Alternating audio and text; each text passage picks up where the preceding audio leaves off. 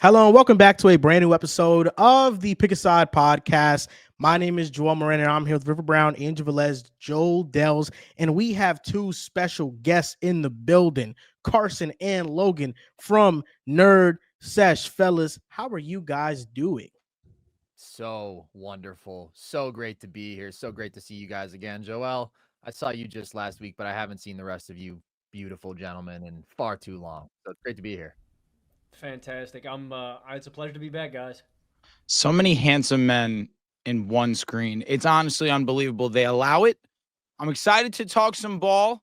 I know we got some guys here that definitely favor one side over the other when it comes to some topics on the show today. No spoilers, but I anticipate it to be box office. It's going to be lit. Logan, quick question. The over-ear headphones, is that a style choice? Is that how your ears work? Just wondering how that happened. So it's functional, dude. I get asked this like all the time. Yeah. Technically, this is the correct way you're supposed to wear the headphones because No, they don't technically. fall According to off. who? They don't fall off your ear, bruh. Like Okay. normally when I would put them in there regular, right, they'll fall out if I'm walking Yeah, or yeah, something. yeah. They don't fall out here. I can run 4 miles and they'll stick right here in my ears, you know. Do you So- feel like you have Joel's gonna be superpowers? amazed when he discovers the AirPods. Well, see, I use Cerebro normally, right? If I need to like locate a certain human Right. being or Wow. something, I just lock in and. Is that the Have you reason heard for of bald Bluetooth? head too? Like, Well, I do you can't- need to be bald for that to be the case? Yeah, I can't have any, Yeah. interruptions. You know, Interference, it ruins yeah. my You know connection. what, man? I'll tell you what. Maybe I might have to consider a lifestyle change. Mhm. And that 5G, man, it goes Dude, in a lot of these different pick them places. up good. I tell you what. yeah. Riv, how are you doing? You're very giddy over there. I feel good. Yeah, I don't think we can call them guests anymore now. I guess they need a nickname, man. Oh, this is just my family right here. You know. My twist. yes. Yeah. But excited to talk some ball, man. I'm excited. Yeah, we have some Happy Black History Month. It's coming. NFL Almost. and NBA Happy Black topics. History Month. I know everybody on this except one person is excited for this next month. He's I can't so wait. mad that January's ending. I'll let can't you wait. guys decide who that one is. It's going to be great. It's one of my Some favorite months of the shocking year. things were said right before we started recording. One of my Shocking. favorite months, man. Jarring things for sure. Dehls, quick question: who's Thurgood Marshall? Huh? Huh? Who's It's an Thurgood historical figure. Who? He cooked. He cooked. He He cooked. did, he Who, did, he who? did. What Like, more what- do you want him to correct. say? He An is a historical figure. I don't know how to figure. go beyond that. Historical figure. Riv, are you excited for Black History Month? Yeah, Any plans? yeah. A lot What of do you have concerts, planned? a lot of walking, a lot of Conquering? parades, concerts, What? concerts. Oh, I'm like, what are we Oh, on? concerts. Who you seeing? Huh? Who you seeing? It's sometimes in New York at my grandma's church they have like this fake like I want to say concert like parade where they Okay. like for all these they have these historical figures and they have like Thurgood Marshall's there. Thurgood Marshall, for Yeah, he- example. no shot. But they had like people around the community that's like really important and shit. So I'll be there, show love. So, little For support. one, I'm very excited for this month. Once February 1st hits 12 o'clock, I'm gonna hit Riv up because he's the most important Black person in my life. And What about me? gonna appreciate you, congratulate you on the month to come, and There we many go. blessings. You gonna text two black Mahomes for me? quarterbacks in the Super Bowl. He's going to tweet Mahomes for sure. Supposedly he doesn't count. That's been the tweets that I've been reading. Jalen Hurts, only if he wins, it means a Black quarterback won the Super Bowl. Love my king. Doug Williams did that shit like 40 years ago. He did. Doug Williams, man. Shout out to Doug. He was hooping well before a lot of heads. And didn't they beat the Bills? No, that was. I doesn't think that was sound right. a different No. Washington. No, team. they beat Straight the up Broncos. dust. Mhm. I think Okay. they beat the Bills. Broncos pretty badly. Because I know in the Four Falls of Buffalo documentary, 2 of the losses was to Dallas, one of them was to the Giants, another one was to the Commanders, if I'm not mistaken. Correct. Okay. 4 straight Donovan years. McNabb from almost straight did it, NFC man. teams. Yeah, Donovan True. McNabb, Jalen Hurts. The Eagles just have a history of Randall Randall Cunningham. man. Cunningham. good yep. quarterbacks. Yeah, We're they just, do. we're just Black community over here, man. So shout out to you, Riv. Your month is coming. We're definitely going to plan out something special for you. Yes, sir. Maybe have a little cake on the podcast to appreciate you. Your face on the graphic.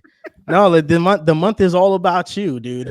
Yeah, I appreciate It's that. always about Riv, but now even more. That's I need beautiful, every man. single graphic for every single episode of February. At minimum, 1 to 2 pictures of Rip. So, That's what Riv, I let need. me ask you a question. For Black History Month, when you're up on the graphic, what other historical Black figures do you want up there with you? Mm. Malcolm X for sure. You always got to keep up Malcolm X. That's Lil Durk has to be up there. He's one of Malcolm the X most- to Lil Durk. He's one of the most inspirational black guys I've ever met in my life. And Kendrick Lamar.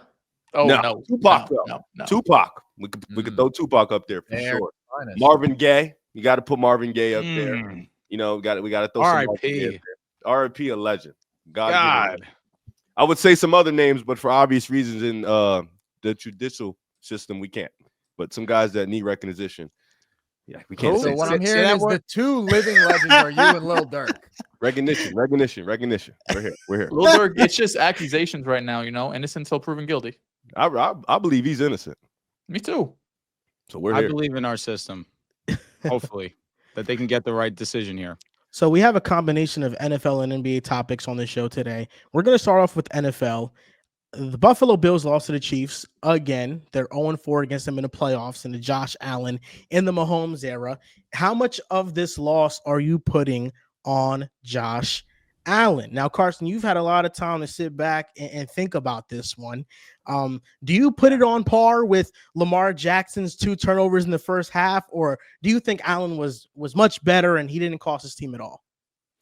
I think that Josh played a much better game than Lamar did the week before, but also I don't know if that's like the best way to frame it necessarily. I know that things got very toxic with Lamar versus Josh, but like I know Dehls and I have had a little back and forth. I also at no point said like Lamar choked, Lamar played a bad game. I didn't think any of that was true. The thing that annoyed me was when people say, oh, Lamar played a great game. Lamar did everything that he could. And it's like, well, those 2 turnovers, especially one that directly led to a very short field and a touchdown, that wasn't good enough by the elite standard he has set for himself in the regular season. I think Josh played a really good game. I do. And I think that he did so in more difficult circumstances than Mahomes did. The efficiency numbers with Mahomes are incredible. And I thought that Mahomes played a great game. I think that best case scenario, you think that this was a draw. If you think that Mahomes outplayed Josh, I'm good with that. Not The close. reason that I say best case scenario, you think it's a draw is because of the circumstances. I mean, Josh was pressured on more than 46% of his dropbacks. Mahomes was pressured on 26%. You're just dealing with a different level of a defense, and you're dealing with a totally different level of a defensive mind when you're going up against Spags and you're going up against a defensive superstar like Chris Jones, who had 7 pressures in the first half, compared to a Bills defense that has always regressed in the playoffs, that unfortunately lost maybe the most important player for the scheme that they were trying to execute in this game, because the whole idea was we'll be more aggressive playing man coverage, which we haven't done historically against the Chiefs. And then you lose Christian Benford. You have to put Khair Elam out there, who legitimately sucks and has always sucked, and he just gets toasted. Like, I have a lot of issues with McDermott. I have felt that he was very responsible for several of the Bills' playoff losses. This one I didn't think was as much on him, but he's certainly not Spags. And that's been a big difference in this rivalry over the years. It's the coaching, it's the overall defense, it's the execution. I thought Josh, considering the circumstances, wasn't perfect.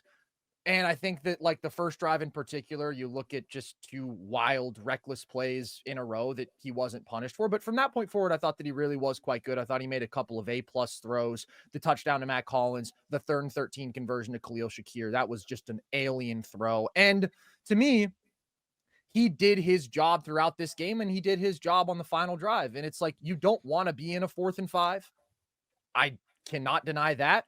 But when you are facing the sort of maniacal pressure that Spags dials up on that play, and you are seeing 2 free rushers immediately, and you somehow find a way to get out to your right and throw a legitimately great ball off your back foot 30 yards downfield, and Dalton Kincaid has a phenomenal opportunity to make a play on that ball. That is a catch that should be made by a first-round tight end, and it's poor ball tracking, and it hits him in both of his arms, and he can't come down with it. Like, I thought that was an incredible play, and I think that if Kincaid makes a catch that should be made, there's no argument that Josh is in any way responsible for this loss, because he made the play that he needed to play, as he has done time and again. And like, that's the thing that I don't think we can possibly overlook when we talk not just about this specific game, but about the history of this rivalry. Josh Allen in his last 3 playoff games versus the Chiefs has 931 total yards. He has 9 touchdowns. He has 0 turnovers. In playoff history, all teams that have scored 3 or more touchdowns and have 0 turnovers are 140-19. Those teams, when they meet those conditions, win 90% of the time. The only player to ever lose multiple times when meeting those conditions is Josh Allen. He has lost 3 times, to the Chiefs like that. He is number 1 all-time in total yards per game in the playoffs. He is number 1 all-time in touchdowns per game in the playoffs. He is number 1 all-time in touchdown to turnover ratio in the playoffs.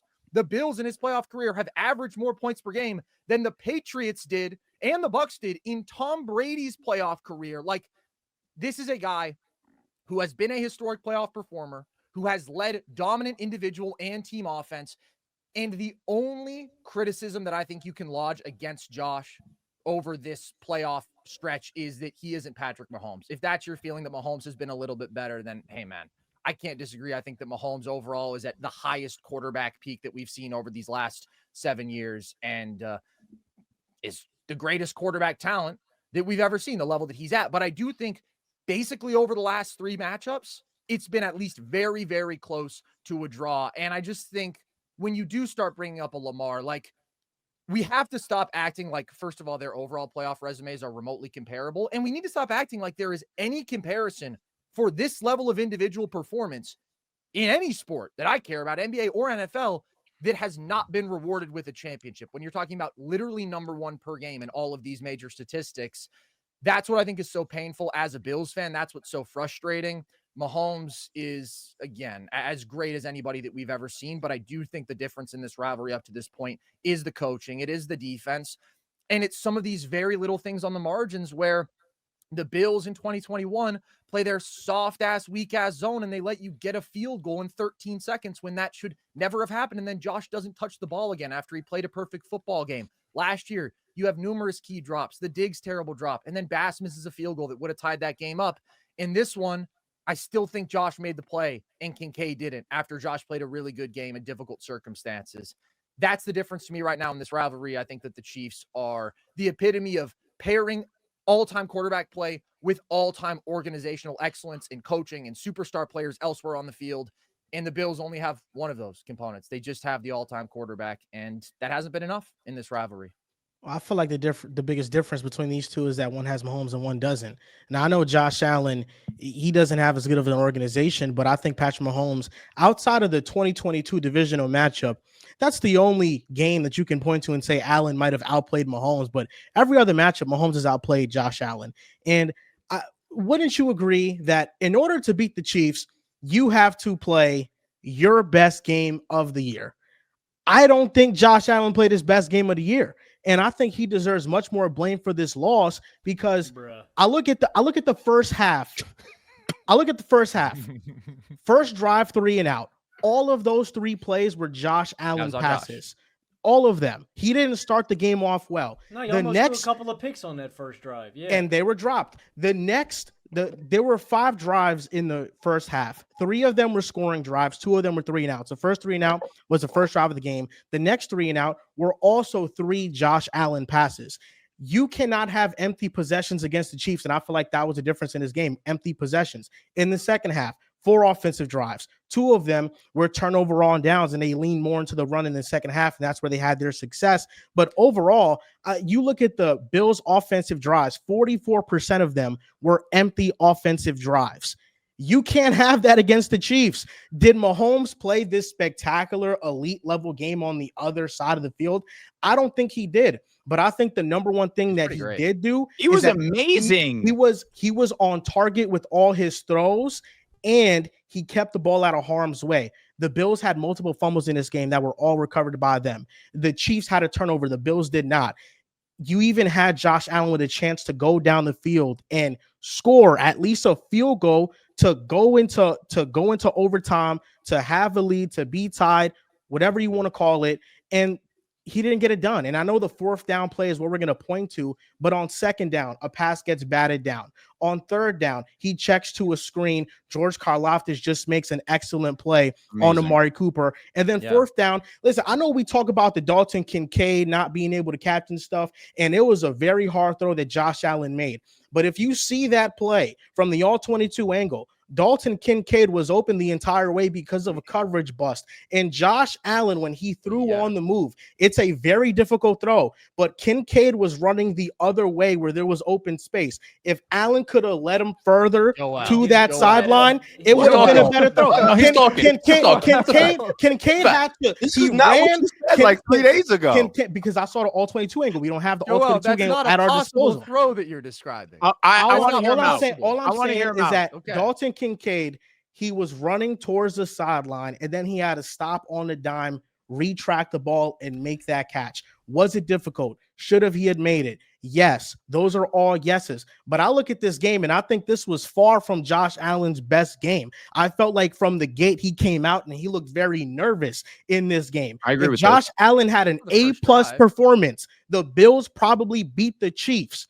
That's just what it is. And the Chiefs were better. I think Mahomes was better in this game. He had a 99th percentile success rate, and their defense got crucial stops in short yardage situations. Not just Chris Jones, who was a stonewall, but Charles Omenihu, who, whenever he was lined up on a tight end, he was just ragdolling Dawson Knox, and he was really stopping the Chiefs on those short yardage situations. I felt like all around the Chiefs were better, but this wasn't Josh Allen's best game. I think the best part of this game, the best offensive player for the Bills was James Cook, 100%. By 100%. far.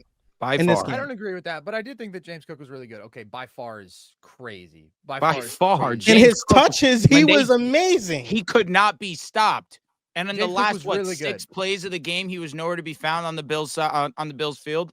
Yeah, That's well, I a think coach the reason problem. for that is that they tried the run on first down and it got stuffed, and then at that point, I think that they were maybe a little bit overly concerned with the clock, but I understand it. So, a few points. First of all, Joel, do you actually believe that the Bills got stopped twice on fourth down? Because I'm not going to sit here and blame the officials because that's just not something that I'm Carson, gonna do. was it blatant? I thought it was clear. And I thought that the It's so close. spot on the field was crazy. I agree with thought this. To have the official who to me had the worst view of the ball come in and say, no, you think he was half a yard past. I think he was agree. half a yard short. You never see that sort of discrepancy, and you never see the two spotting officials not meet somewhere in the middle. They Like didn't. the ref just came all the way back and he said, okay.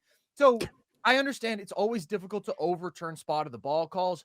I thought that that was a really bad miss. In real time, I thought they are going to overturn this. You And have I've continued every to think right that he got it. to feel that way. You have every right to feel that way. And I think that was the most important drive of the game. Them was. getting stopped there, I thought was the reason why the Chiefs ultimately ended up winning, because that drive could have led to either 3 one. points or a touchdown. Yes, they would have had an advantage going forward. I also look at that fourth down play, and I think it was very, very close. I don't think it was that obvious. There are different angles that you can look at it. Josh Allen's shoulder might have gotten a little bit over the marker, but the ball was in his center, and I it still wasn't think the ball clear got over. that it got over. Like I look at that, and where my mindset kind of changes is I'm like, you're on the road. You know the history of the referees, if you want to believe in that conspiracy theory or not. Hold on. Well, You- we can't you- have it both ways, Joel. It's either You real or have it's to not. you About to have admit to they cheat. you have to call a play that makes it obvious that you got the marker. That wasn't an obvious first down, in my I'm opinion. okay with that. I think it is on you to get more than a fraction of a yard, right? When this is a play that's been 93% successful. And that was part of my initial thought. Part of my initial thought is, man, you know what? Human error exists. You can't leave it up to doubt. My other thought was, damn, he got it though. Like, yeah, you want to get it by more, but he got it. And I don't think he got it. I don't think he Carson, got it. it's so close.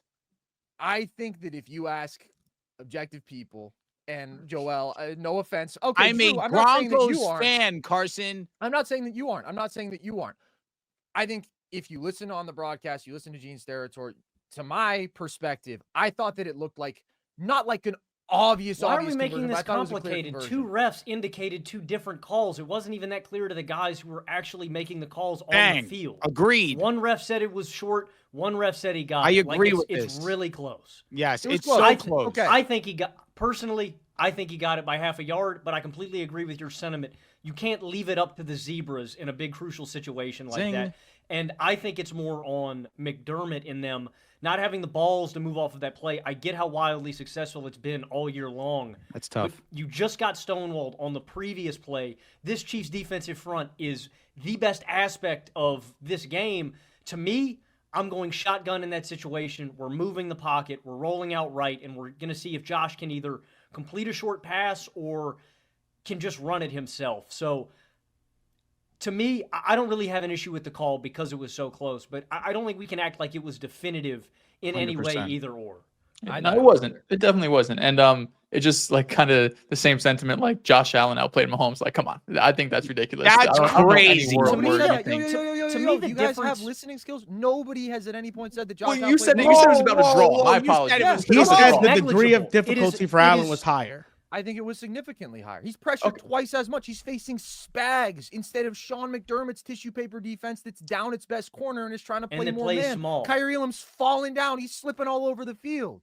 Absolutely. It was a significantly easier game to execute for Mahomes. Can So I- that's the Absolutely. reason that I think you can say it was to a draw, not in terms of the literal efficiency stuff. That's going to favor Mahomes. I thought it was a much more difficult game to execute for Josh. Can I Yeah, no- ask you? Sorry, Go, not go, to Logan. cut you off. Can you guys help me? Because I think you guys are brilliant. I know you watch ball. I know you love ball. Can you guys explain something to me? Why are we so focused on the play of the quarterback when it's so clear? Like you want to go, oh, Mahomes outplayed Josh. Josh outplayed Mahomes. Can we get down to brass tacks? Like the Bills' defense hasn't pulled its weight in any of these games, and that's the reason the Bills are losing. Time out. I'm not They gonna allow give you 34 points. points The per Bills game did not in get losses. Mahomes off the field. Excuse me. Yes, the allowed Bills 32 defense not get points, Mahomes Drew. off the field and And then- give Josh 330 and 3 timeouts. Did I- they not do that? Yes, they did, but they allowed 30 points per game. playing I'm not gonna Mahomes disagree every there. in a loss. playoff game. You're Guys, expecting guys, the defense to win guys. with 20 points. 13 seconds. You leave Travis Kelce This is wide not, open. no, let's not go off pass. This Let's is talk 3 about I'm right just now. saying. I'm just saying. You allowed 30 points per game, and we get down to that fourth Can I ask down. another question, Sure. Logan? And I'm just asking the question for the two dudes that just completely talk. I'm confused. The Buffalo Bills defense played good for a second half. That's what Drew and Dehls are telling me. Just Okay. like 2 drives. Yeah, No, like, the okay, biggest sure. drive that the Yeah, no, defense look, needs to come through yeah. on. Sure.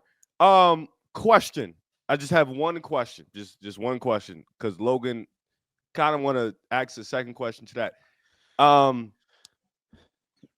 With Mahomes, in order to beat him, your defense has to show up or your quarterback has to play perfect, correct? Probably both. Yes. Well, Probably when you look both. at his 3 playoff losses, he has had No, I 2 agree with you. turnovers I just in 3 of those. I just find it funny how in Josh Allen's situation, we nitpick him, and it's fair. He's a top 3 quarterback in the world. When Joe Burrow played Kansas City and Patrick Mahomes, his defense was pretty great in that game. They was can't- also When no, very they Lamar were. that was the Jackson, difference in the game. when Lamar Jackson played Kansas City last year, his defense was also It was amazing. amazing. But Yeah. when Buffalo's defense continues time and time again to Thank you, Rick. fail him, because I know Drew's gonna harp on this one drive that They- they were good, they but did no, their you're not, job. no, They you're not did their consistent. job. You're not consistent because when we Preach. talk about that run, that was 93%. That play that they like to run with Josh Allen, that's 93% in the regular season, Uh-huh. and it didn't work all game. Your favorite point is, well, it worked in the regular season, so it should work in that game. But I'm yet not. they I'm never, not mad at they them not never- moving off of no, it. but I think no, they they should have never stayed with that swayed. play. They never You give swayed away kudos to from the that play. Chiefs. They never swayed with that play, even though the play didn't work all fucking night. The shit But was Josh never Allen working. on a all QB night. sneak is It- damn near But if it's unstoppable. Drew, if you do it 4 times, if you do it 3 times, and the shit ain't worked 3 straight times, Well, in the why would play- you do it another And the 4? play before it, I think the best indicator to not run that play, and I've seen this in a lot of football games this year, is on the 3rd and 1 previous. The Bills didn't get any push up front. The Chiefs won up front. So So you'll at get that pushed on point- 4th just magically? Your Exactly. offensive line was getting bullied all night. And the Yeah. Chiefs had a beat on it. There was this play I was rewatching where Chris Jones timed the snap perfectly. Like, I mean, there was not Oh, there Joel, was they not ran the something more same way every perfect than time. that. Joel, Perfectly they ran and the over- same way every time, and Kansas City was ready. Carson, am every I single insane? time. Carson, am I insane for not being mad at the Bills for running their most successful play in those situations in this I game? get it. No, I wasn't mad at it, honestly. Now, I do think that they need to go back and revise the sneak. And first of all, I think that they should have at least tried a hard count on a couple of those plays. They never tried to get them to jump, which to me was kind of crazy. And like the fact that they run it off the left guard every single time. And the only alternative to that is Josh has to do a superhero dive over the top. Then he And almost get gets killed. killed. Yeah. He Almost fumbled on fumbled, one did of them. fumble. Yeah, and he that's recovered himself. But like that's just too risky to me. I think that for a play that is so successful, they just weren't prepared for somebody to have as good of a counter to it. And that's why Spags is different. And that's why I say that's the biggest difference, man. Like, I really do think Riv hit the nail on the head. We are talking about a guy who has performed at a level nobody loses when they perform at. Offense that is so good that no teams in NFL history have lost when they perform at that level. And then we go back and we say, oh, but they lost the game. So now we have to put it on the face of the franchise when that guy has repeatedly done his job I'm at with an you, exceptionally Carson. I'm with high you. level. Carson, Thank I'm with you. The first few matchups against Mahomes, I'm with you, especially 2022 matchup, 13 seconds. There's nothing you can do. Sometimes they got It's a devil perfect magic game, and you got a Tyler dynasty. Bass, Shit happens. missed field goal to This push game is OT. different to me. This game is different than all of the other games with Stephon Diggs drops, with missed kicks. This game is different to me because, as Joel mentioned, to start off the game, Josh Allen looked like a deer in headlights. He had 2 turnover-worthy plays. Should have been 2 interceptions. You go 3 hold now. on. Well, you can't throw 2 interceptions on one drive. That's the Okay, only thing I'll regardless, say. two Crying at turnover-worthy plays. Either of them could have been interceptions. However Yes. you want to put it. If you want to word it nicely, Nitpick for your it, board, Carson. that's The fine. truth is Josh wasn't good to start the game. Continue. And the And first first Bill. drive after was bad. that- No, all I'm saying is you can't throw 2 interceptions on one drive. But I don't No, think it absolutely. was You're 2 right. You reckless can't. balls You could in have a thrown row. at least one though, because right after that, the Chiefs go down the field, 1, 2, 3, score a touchdown. They make it look like they're going up against a JV defense. It was as easy as I've seen all season long going up against the Buffalo Bills. The second drive, Buffalo gets the ball back. It's a 2nd and 5, I want to say. Josh Allen drops the snap. Again, a moment where he felt like just wasn't really up for the moment. He drops the snap. Now it's 3rd and 9 instead of 3rd and short, or potentially a first down. They throw short of the sticks. I thought a bit of it could have been on Shakir because he went outside to get around the defender. If he just goes straight up field, maybe it's a 4th and 2. You go for it, you might get it. But that's another chance where you're going up against the Chiefs. You're in the playoffs. You're on the road. Every single possession matters so much. You cannot have these empty possessions. You can't have these possessions where you could possibly pick up first downs, but you have mistakes and now you're settling for field goals. And then to wrap it all up, in the second half, the Bills defense showed up. Like, I get it. They allowed 32 points, 100%. I understand. You're going up against Mahomes. And in other matchups against Lamar and Joe Burrow, have other defense stepped up in other ways? Sure, you could say that. But to me, that's not really relevant right now. What's relevant is this game. In this game, in the second half, the Bills allowed 11 points. The Chiefs had 5 drives. They had 3 punts, or for the 4 drives, I could double check. But it was 1 field goal and 1 touchdown. And that 1 field goal was the last possession they had, or set the last possession in that 4th quarter, where if they score a touchdown, now the Bills have to go and match that. But instead, they make a big stop on 3rd down. They keep the Chiefs out of the end zone. Josh Allen gets the ball with 3.5 minutes and 3 timeouts to go have a legacy-defining drive where he shuts everybody up, where there's no even conversation about, coordinators, defense, this and that. Because to me, listen, is Andy Reid better than Joe Brady? Absolutely. Is Spags better than McDermott? Yeah, I would say so. But this is a team that in the regular season had one of the most historical offenses of all times in terms of efficiency. This was a team in this game that was going up and down the field against the Chiefs. 2 out of the previous 3 possessions before that final drive were touchdowns for the Bills. This was not some game where Spags was just, oh my God, how incredible has he been? In moments, yes. In moments, absolutely. But you scored 29 points. Man. You were able to score. You were able to move the ball. In the offense. Exactly.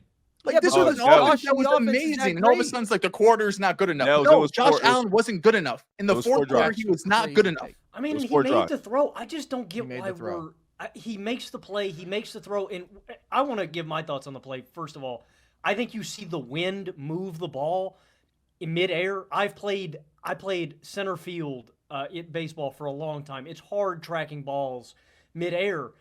But, like, that's your job, and you're wide open. And I think Kincaid just makes the bad read. Like, I just think he misjudges the ball and he can't gauge it right, and I put that on him. I just, like, if we're doing the blame pie, sure, give Josh Allen 2% like the milk. That's all he's getting. 2%'s ridiculous. Can we blame the guy that didn't have the... I'm not... Hold on, Drew. Dehls, you're being 80%. Dehls, you're being inconsistent. 80, damn, bro. Dehls, you're being inconsistent. Dehls, I'm going to sit here and tell you you're being inconsistent for the sole fact I was the same person that told you, did I think that Lamar Jackson had an amazing game? No, I do not. But when his number was called and you needed him to be Lamar Jackson, he showed up. He Where's Josh scored gonna- a touchdown, and he showed that he still is amazing. For Josh, he made the throw. His receiver could not come down with it. It's a Similar tough to Mark catch, man. Andrews. Yeah, Josh Really showed up. tough I catch. think on that last drive, Josh showed up. I'm not going to say that he didn't. I think he didn't play his So then best game. where's And I And agree. I- That's exactly how I and feel about Josh in this one. I feel like in order to beat the Chiefs and Mahomes, you have to play an A+ game. And I sometimes think Josh Allen played well. He didn't play an A+ game. And in the No, first he half did well specifically, below that's average. that's the first half is where I He did think not he play was a well little below bit his average. Yes, he did. Or Josh beyond Allen's himself. average. I wouldn't say well below. You said he's the Every best quarterback in the single NFL. snap. Was that best quarterback in the NFL performance to you? You wasn't, No. you That was wasn't, a hell, really you good wasn't screaming this performance, shit bro. last week when Lamar played below That's his what's so average crazy, either. bro. Lamar not doesn't go to the exactly. playoffs. Why do we You're use not these being kid consistent gloves at for all. Lamar, You're bro? actually, Points per your game in the emotions are playoffs. showing. Your emotions Lamar's are showing offense that your hate for scored- Josh is real. I don't know what this I has to can do with see it Lamar. right now. I don't know what this has to do with right Lamar. now. No, Dehls, you're being inconsistent. When Dehls, you're being Lamar did inconsistent. that game You know last why? week, Because he Lamar was showed way the fuck below. up, and he went. He had Oh, two Lamar. turnovers, Lamar. Dehls. We Stop got him. it. We Now, got him. Logan, Dehls. Logan, Josh you're Allen being did it. unfair. We're banking on Logan, a you're fourth being and 5. unfair. He's How is fucking that 10 being feet unfair? backwards, Hold on, throwing the ball Drew. 50 yards, Hold on, hoping to question. God it gets Dehls, you're not this something. dumb. He- Dehls, he you're had not a this goddamn- dumb, bro. Sideline. You're not this I dumb. got a This is question. so I really wild. do have a Like, question. I also goddamn, want to say, we're and then I'll babying the kick it a rip. quarterback. I We're want to expecting say, a no, top no, no. 3 Joel, quarterback Joel, in the I'm trying to world help right you. now. Hold Joel, on. let me help you. And I'm You going to kick it a rip. look at success rate. He was fucking at 45%. That was what Bo Nix was in the regular season. You look at EPA per play. It was 60% lower than his season average. He did not have a great game. Let's of his pull up dropbacks. Lamar's shit since we want It's to be the joking. Okay, Chiefs. Dehls, You this had is to know crazy to this me. was going to happen.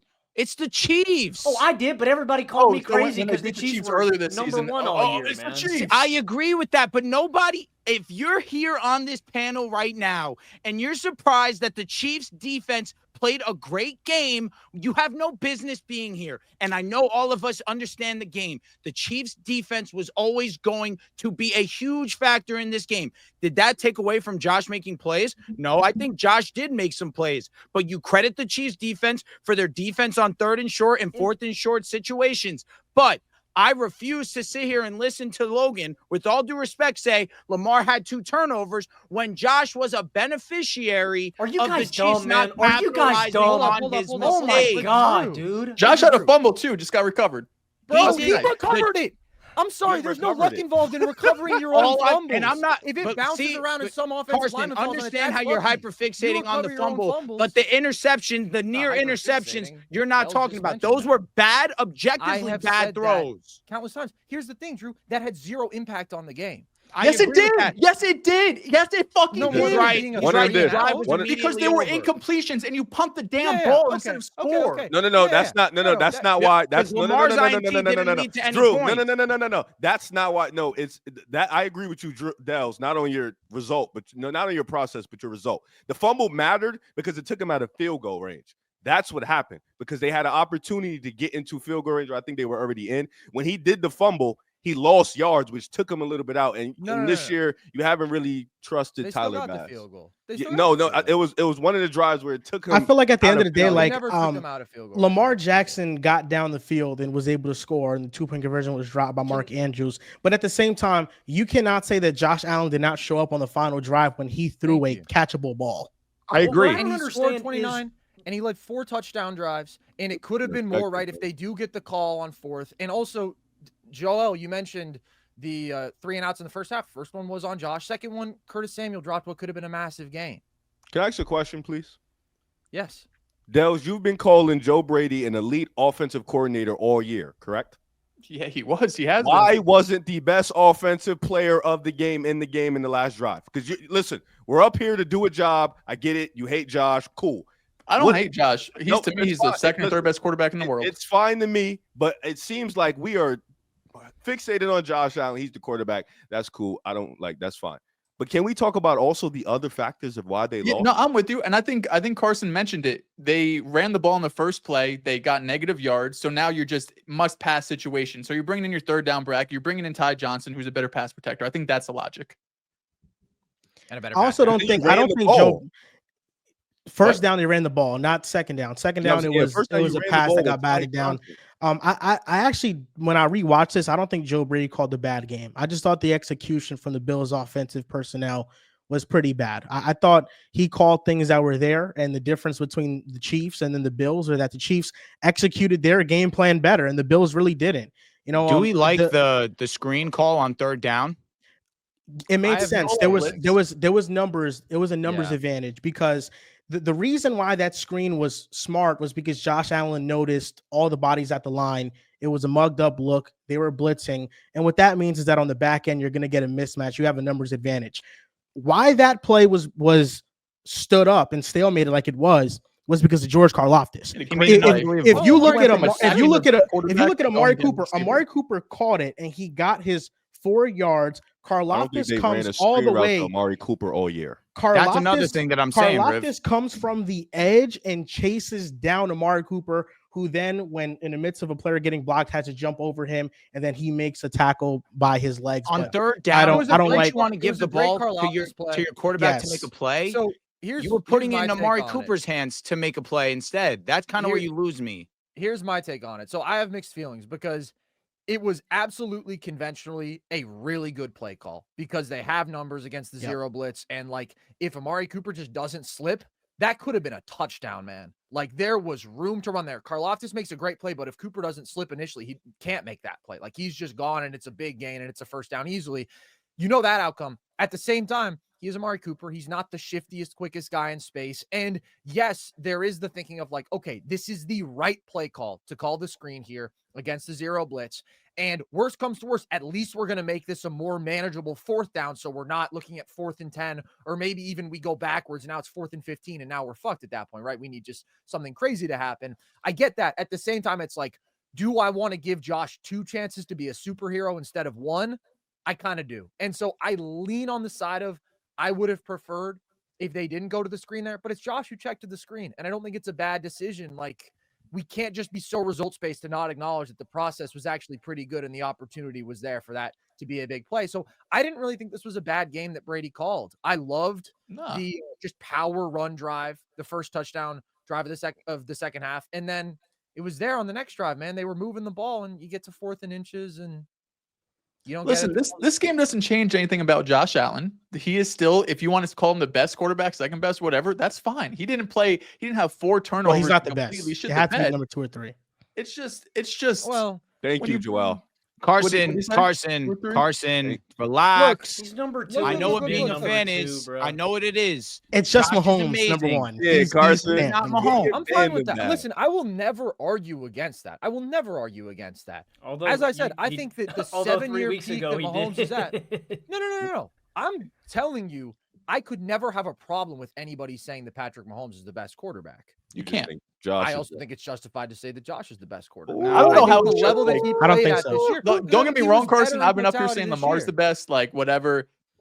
It's hard to doubt a guy who has 3 rings, who in the biggest moments have stepped up every single time. Like the thing with me, the difference between Josh and Lamar always has been the massive gap in postseason performance. Like when I read out to you all these numbers, Josh is fine. All time. I got no problem with that. Say that Pat is a better playoff performer per game than Josh. I think that he is because I think that Pat is the best per game playoff performer. But every statistic, Josh is literally number 1 all time. So if you think he's not on the short list, then I don't know what to say. And then he's I on the think short in terms list. of carrying an offense in the regular season, I think that Josh is even more capable of getting you to elite heights than Pat. Like it's so close.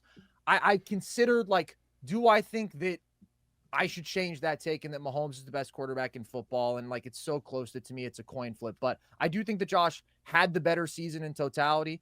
And Mahomes a lot of quarterbacks probably played the slightly better game. Well, okay. I just don't think it's about as good of a season. I don't think it's about no, he didn't. It's not. I don't think it's about a singular season with Patrick Mahomes. I think it's about the resume that he's built up. So after losing Tyreek Hill, they were the number 1 offense in the NFL. I think the last 2 years the Chiefs have dropped off because Matt Nagy has been the offensive coordinator. I think that's the biggest reason for it. But Patrick Mahomes is still leading top offenses. And in the playoffs, he's beat Burrow, Lamar, and Allen. He's beat all of the top quarterbacks. Joel Logan I think it's pretty clear.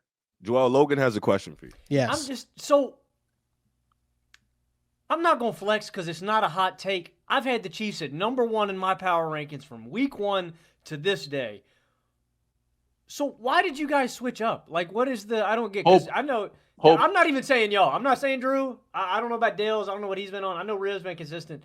Joel, why'd you hop off the Mahomes bandwagon? What's up with that, man? It's not the Mahomes bandwagon so much as it is the Chiefs secondary. I wasn't sure how Jalen Watson was going to perform his second game back from injury.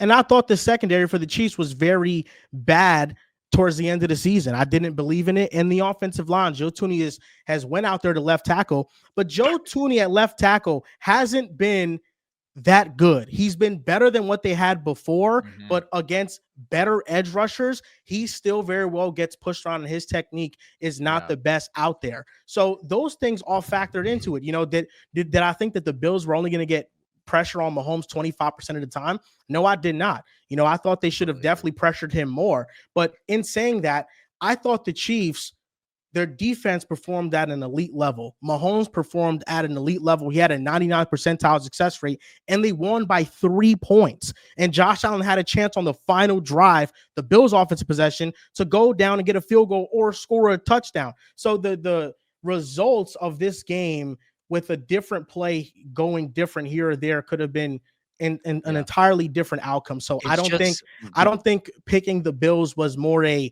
Mahomes over Allen thing. It was more of the Bills run game is a definitive strength. And we just saw the Texans run the ball over the Chiefs. The Bills did not run the ball in the first half. They went away from it because they went down early. But in the second half, we saw how easily they were able to move the ball when they ran. I just think that they weren't able to play to their identity for the entire game because of what the score was. But I think that's all even the first drive, game script. That's all game script. That has nothing to do with the Bills not being good enough. I just think they didn't get a favorable game script in this game, specifically in the first half. And it was a Bills over Chiefs thing, not a Allen over Mahomes thing. I'll tell you, Logan, can I tell you the reason that I picked the Bills and the thing that I think I got most wrong about this game? I just completely underestimated the pressure gap, and I should have known, because this is what happens every time that the Chiefs defense would lap the Bills defense. I thought it would be closer than it had been in years previous. I was not expecting the Chiefs to generate double the pressure. I thought that this Bills pass rush would have a solid performance, and they didn't. And the Chiefs pass rush had an excellent performance. That was the thing that I felt like I got most wrong in my prediction of the game. My only issue is just this post-game posturing and peacocking that everybody goes, and they always do this revisionist thing after the game and go, oh, we always knew the Chiefs were going to win. They're the Chiefs, and they have Mahomes. And it's like, no, I heard you guys. I heard you guys say the Bills were going to win. I heard you guys say the I'm not a part of this, even though I wish I was. I'll tell you this, Logan. I'm not posturing. I'm not over here saying, oh, the Chiefs, they were always this big, bad threat. Oh, nobody's ever going to beat them. No, but even if the Bills won this game, there is no argument for Josh Allen over Patrick Mahomes. That's what I'm saying. Even There's no argument? No, even if that would be the take. It's been one season. This is literally one season. That's what I'm saying right now. Even if Josh Allen went all the way and Josh Allen capped off this season with the Super Bowl ring, Mahomes would still be the number one quarterback in the NFL because of what he's accomplished throughout the past 7 seasons. That's why he's number one. But why do people was game? LeBron James the best player in 2021 because of what he had done in the last 10 seasons? Like, that's not how it works. Like, sometimes yes, he was. No, yes, he was. But he still was the best player in 2020. Joel just proved my point, though. He wasn't. And anymore. thank you, Joel, because that's where I want to get to in just covering football. I want people to stay consistent because we say that now, but I guarantee you that if the Bills won this football game, that's not the take. Everybody is piling on, and we're throwing the Chiefs are dead parade, and it's Josh Allen is better than Mahomes, and we're all throwing a party, and it's just like, that's the take now, and that's been the right take, and I think that's correct logic, but I just hate how quick we are. I just don't like when people switch up week to week with results and stuff. I have been said that Mahomes is the best quarterback I've ever seen. I have said that he is the best quarterback in the league, and I never switched up on that. I just hate when we go back and forth. It's just frustrating, man. I just want people to stay consistent with what they believe, and a lot of people flip-flop between Lamar and Josh, and we're right back in the same spot that we were last year, that we were in 2 years ago. Right, next year too. Can I ask you guys an honest question for the entire panel? In your guys' opinion, I think I know where a lot of you guys are at. Who was the best quarterback in the regular season? Quarterback, takeaway, team success. Lamar, Josh. So Joe Burrow isn't in this conversation. He's 100% in the conversation. Joe's in the top. He was the third 4 or 5. He was comfortably the third best. Carrying a team. It was comfortably them 3. If Joe Burrow didn't do what he did, every single Sunday, some Thursdays, occasional Mondays. They had no chances of being in any single game. You want to talk about valuable? It's Joe Drew, Burrow. Look at the numbers. Look at his success on the it's not Joe offensive Burrow side. number one. Every year, you can make the Lamar argument for and Josh Josh and lead Lamar. out better offenses than So, Burrow. so Every you're saying, single so year, what we're better saying offenses is, than what Joe we're Burrow with ultimately saying is, receiving unless personnel you close to have what he a has. great supporting cast on the opposite side of your team's ball, that you can't be in these conversations. Is that what we're saying? Not at No. all. I'm just The saying Ravens Burrow defense is was as dog good as shit for the Josh first and few Lamar. months of the season. Every single week, it did not matter the defense unless it was the Philadelphia Eagles, who are the best defense in football. The Cincinnati Bengals went out there and destroyed the opposing defense Are you every aware that single the week, Bills and Joe had Burrow a- was near flawless every single game. That's all Okay. So if it comes down to this, that's where I want to stay consistent, because if you guys are going, oh, after this year, I'm taking Josh Allen as the king because, again, he went and he beat Mahomes. He has these great counting stats, which I don't disagree with you, Carson. Oh, the advanced stats, the EPA. Well, let's go look at Joe Burrow's stats. Joe Burrow didn't Let's make the look at his playoff. EPA. He's incredible. He has a Super Bowl appearance. He has beat Patrick Mahomes. It's not as if we can't just have it where it's Josh and it's Lamar. I'll tell you, Joe bro. Burrow is in that short list too. Yeah, but Josh and Lamar are above him. Josh and Lamar. I mean, There's they're a just difference. different kinds of offensive engines. I think that he's in the conversation. When you are all-time great dual threats, it's just a different level of transformative impact. That's why Zay Flowers Joe can be the Burrow wide has receiver Jamar one. Chase. We That's all why have Joe Burrow as the has fourth a best best quarterback. wide receiver Line. one. Let's so be confused. fair. Let's be fair. I'm not going to say Drew. that Joe Burrow is anywhere near the dual threat that Josh and Lamar is. That's a fact. But his ability to his pocket presence, his ability to One of the maneuver greatest around of the all time. pocket One of the is greatest up there of all with time. Patrick Mahomes, and that is it. Well, I also Drew. think that Joe Burrow is one of the best improvisers in the NFL. By far. He's underrated. He's He's underrated. not Lamar, He's not Josh dual Allen threat. level He's playmaker amazing. on the outside Correct. because he's not the That's scrambler. exactly what I'm he trying But to he get still creates creates throws. outside the Exactly. structure all But the time. even with I that think being said, Josh and Lamar still had better years, and the offenses were still better. This Yes, year? exactly. This year? Yes. No. Drew. No. And the Buffalo's offense offense was better than the Ravens and Bengals. Bills were all-time efficient. Yeah, the Yes, Buffalo because offense was they were winning. They were not winning football games. Does not take away from You're what not Joe Burrow listening was to doing. me. Buffalo The offense was offenses better were than the better. Bengals. Drive. The offenses Bills were and better. Ravens were above them. Yes, They were scoring the more. Ravens were Joe literally Burrow's like sole production, all-time, too. all-time in yards per drive, and the Bills were all-time in points per Brother, drive. hold on. No. Every year. What? Every year, these dudes lead out better offenses than Burrow. I'm not exaggerating. Bro. Look at every single year of their career. Every Lamar year. is healthy or Josh plays.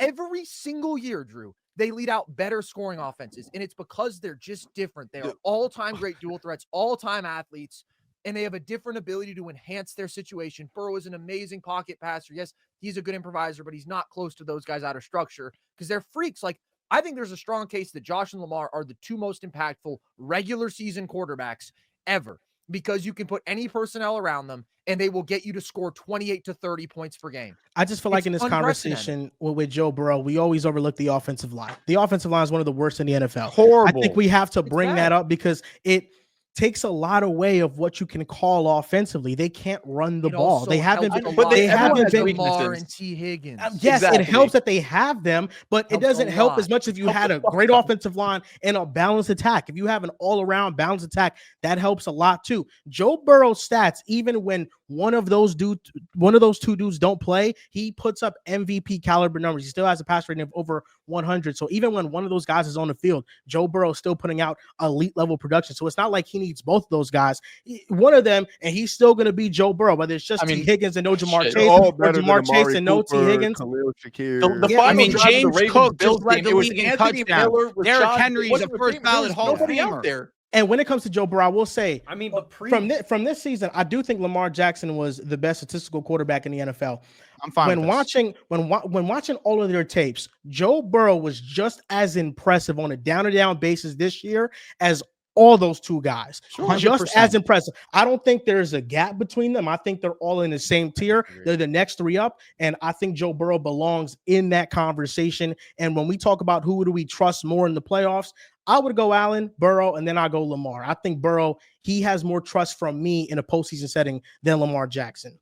I understand Joe that. Burrow made the playoffs so we could see My it. only pushback with the Lamar versus Josh Allen dynamic is, yeah, we can point to James Cook now, and sure, he had Stephon Diggs, right? But it's Josh. It's Josh, not by himself, but it's him. And Lamar, I get that he had Derrick Henry this year, right? And that's why I was more confident in the Ravens this year than any year previously, because some of that burden had been lifted off of his shoulders. Lamar was still doing this with Justice Hill and Gus Edwards and J.K. Dobbins. It's like the Ravens are an elite offense every year. And the key dynamic to me, I don't know how you guys feel about this. I love Joe Burrow. I've gone to bat for Joe Burrow so many times. I think he is one of the 15. I've watched a lot of quarterbacks in my time, guys. He is one of the 15 most talented QBs I've ever watched. Lamar and Josh and Pat are all on that list as well. When we're just looking at ability, Burrow is in one of the top 15 ever. The key difference to me is short yardage situations, third down, and red zone. And that is where the difference of those guys' legs makes a real difference to me. The threat of Lamar rushing, the time that you guys give credit to Joe being behind a bad offensive line. I don't think Lamar has the best pass-protecting offensive line in front of him. He scrambles around behind the pocket like he's college football Johnny Manziel or he's Fran Tarkenton in the 70s, right? He does all this superhuman stuff to create plays, and I just think the dual threat ability of Lamar and Josh is more valuable to team offensive results and stresses defenses in ways that you just don't have to worry about with Joe Burrow. And that's not taking anything away from him, but that is the key difference to me in why those guys, because to me, it goes, if we're doing tiers, Mahomes isn't a tier by himself. He is the Grim Reaper, number one. Tier 2 is Josh and Lamar.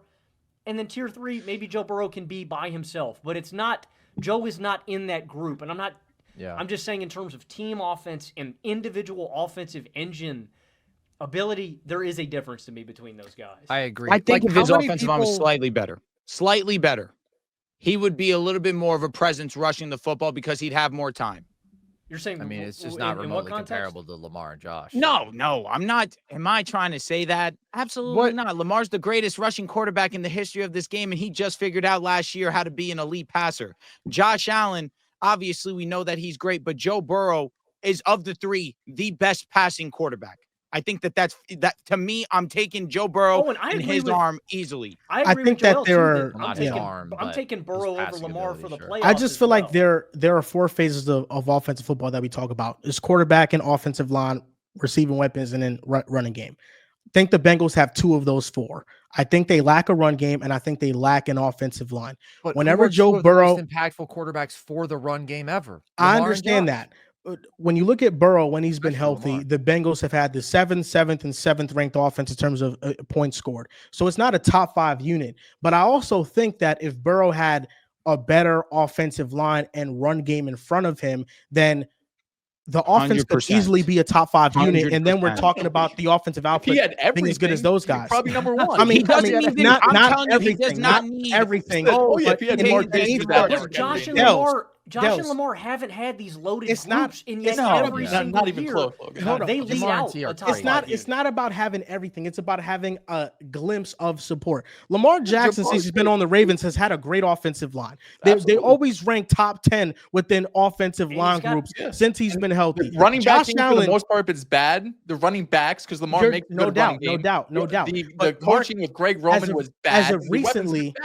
As of recently, Zay Flowers, Derrick Henry, Mark Andrews, a great offensive line. Oh, Rashad Bateman there. Rashad Bateman's good. He's really good. Yeah, I think that offensive personnel as a whole is better than just Jamar Chase and T. Higgins. I do. Yeah, I think that's fair. Especially when talking about certainly not last year's. Just this season, yes, because you have Henry. Bateman broke out to be a solid wide receiver too. Likely took another step up, but Andrews took a step back this year. If you look at last year, the weapons and running game that Lamar had, it was bad. It's rookie Zay Flowers, and it's nothing. It's fucking Gus Edwards.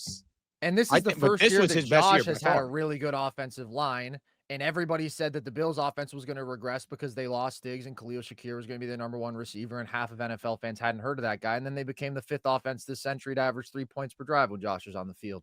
That's what Josh and Lamar do for their offenses in the regular season. Then Josh also goes and produces historically in the playoffs. Much better than Burrow has on a game-to-game basis. Burrow just also had an awesome defensive run and kicking run in his Super Bowl run. I think he also threw for 300 yards against Tennessee, who was the number 1 seed. Yeah, he had some great moments, and I'm a guy who kind of shits on that run. Goal, man. He also outplayed Josh Allen on the road. We can't forget that. Oh, yeah, he definitely did do that. Yeah, that was also just a team Can't drubbing. go That was Carson, boy, but he yeah, outplayed him Burrow drastically. played better in that game. Yeah, but I don't think that was even the lead story of that game. I thought that was an absolute murder in the trenches. But yeah, he did. That's one game. We have larger playoff sample sizes. Very- Well, very- Joe Burrow recently, wasn't it And just then also it last took year on 125 primetime? yards to The beat Lamar Bengals beat the Jackson. Bills. I'm talking about playoffs. I'm talking about their playoff. I'm talking resumes. playoffs. It took Call me up when 125 Joe yards Burrow to is beat number the one all time in Ravens. playoff yards per game and playoff touchdowns per game. He's and number touchdowns one. How per many game. playoff like- wins does Josh Allen have? Like Seven. 7. Not Most enough. in the Burrow's NFL at by 5. far He's and right away there. other than Bro, Mahomes. one postseason run.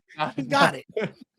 Man, put that Not dude in the enough. NFC. We briefly mentioned Patrick Mahomes, and now we're going to talk about him and the Chiefs more in Briefly. depth.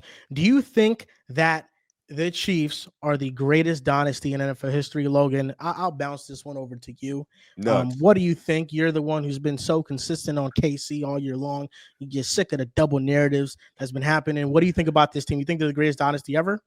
I think if they win this Super Bowl, I would consider them to be, just because it is unprecedented. I mean, we all know they'd be the only team in NFL history to win 3 consecutive Super Bowls. And I think the Pats have a good one, but when we're looking at like over maybe a 5-6 year period, the Patriots are an honorable mention. I think the 70s Steelers get really underrated in these conversations. They went to 6 AFC title games and they won 4 Super Bowls, so I think they deserve an HM. But the biggest difference to me, I'm sorry, Logan. I'm sorry. I'm being disrespectful. all good, bro, all good. I don't mean to disrespect the Steelers. I'm sorry. Anyway, before I was so rudely interrupted, I do think if they do it this year, and the big distinction to me is, one, the quarterback, and I don't think you can be critical because the game has changed so much, right? Like, I can't be like, oh, man, Terry Bradshaw couldn't hang in today's game because No way. He might die out there. Yeah.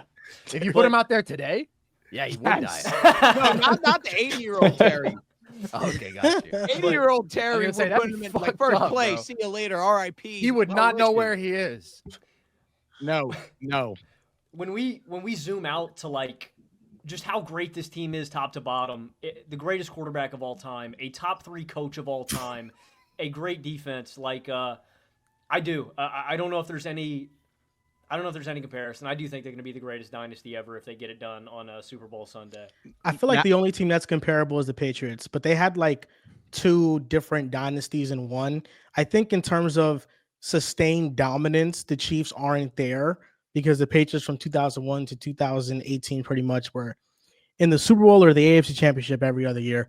But I think when in terms of peak, if the Chiefs win the Super Bowl, I think it's pretty undeniable. Like in this 6-year stretch, they're going to win 4 of them.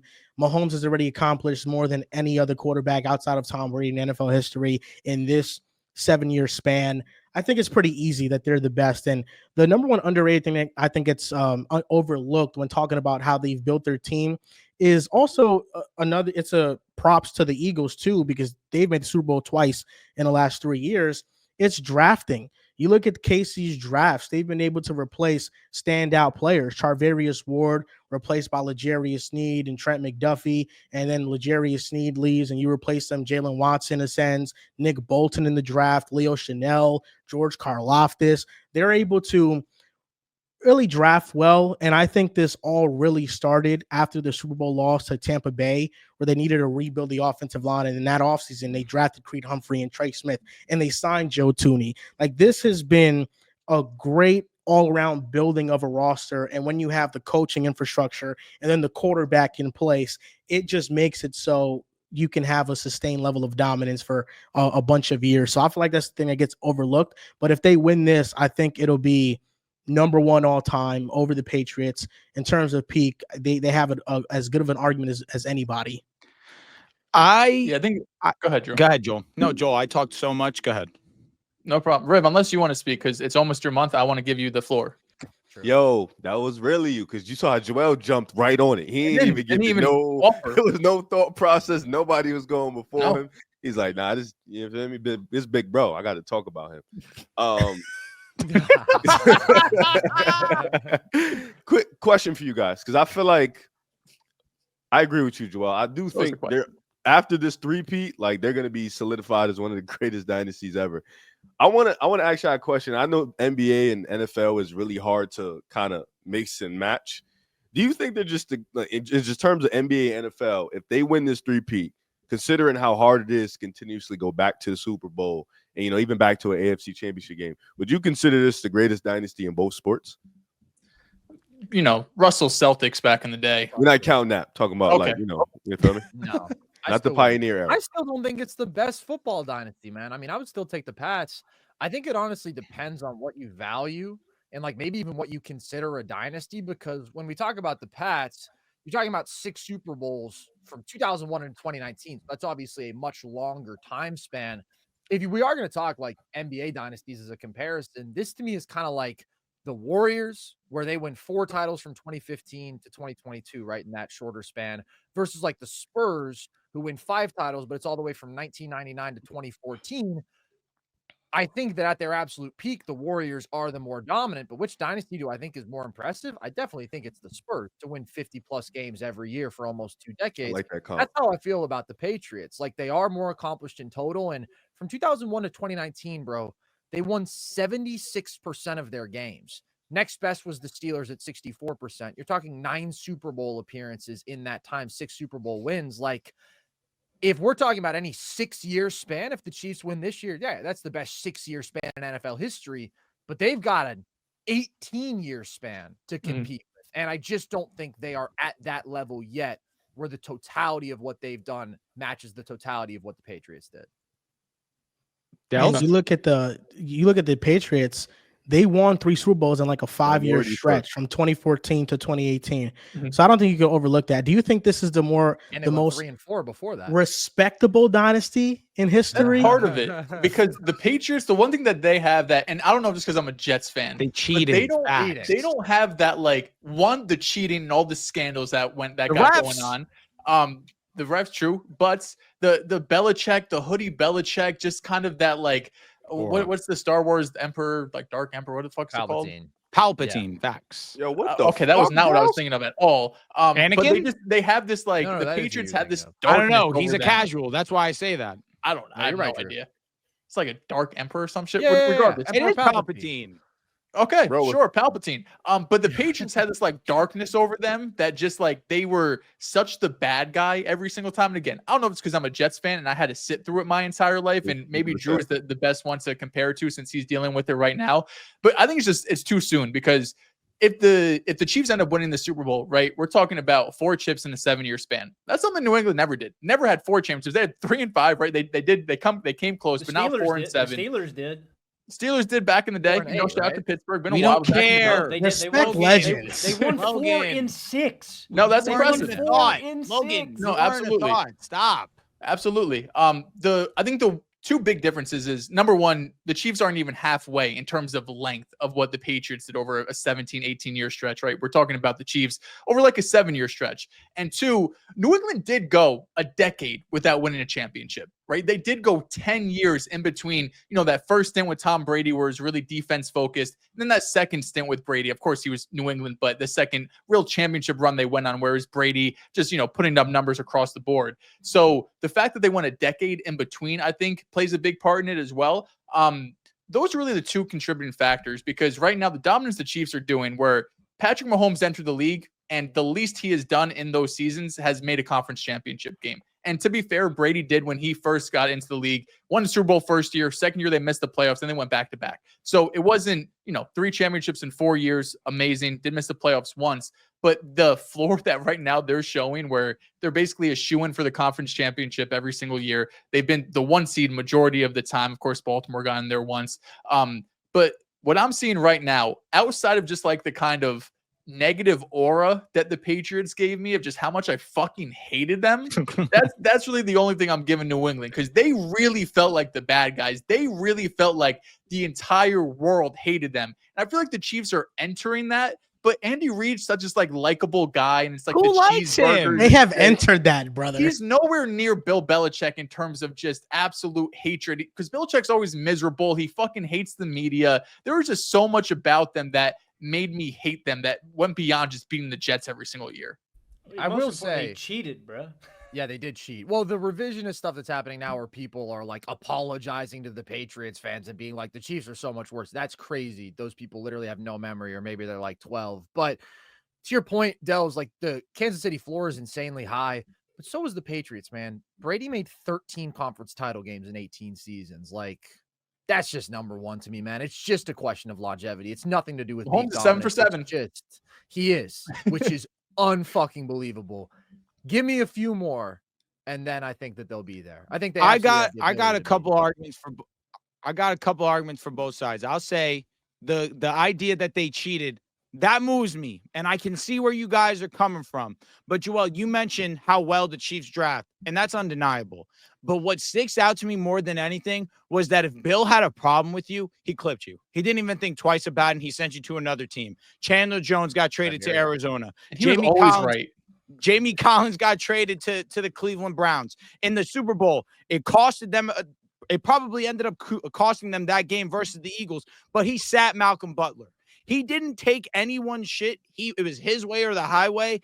And so that's where it was kind of weird to me. It just didn't matter. It was always plug and play, and they still were able to win games. It's fair that it did go 10 years before they were back to being the right champion, but I'm with Carson. I think their dynasty spans from 01 to 19. That is how long Tom Brady was there and Bill Belichick were there together. Those were the two constants, and they were able to do that over almost 2 entire decades. I think that's why I lean with the New England Patriots. And let me say this, as someone who hates the Kansas City Chiefs, but we can't forget, I hate Tom Brady. I hate the New England Patriots because I am a Peyton Manning fan at the end of the day, and the two of them used to duke it out religiously.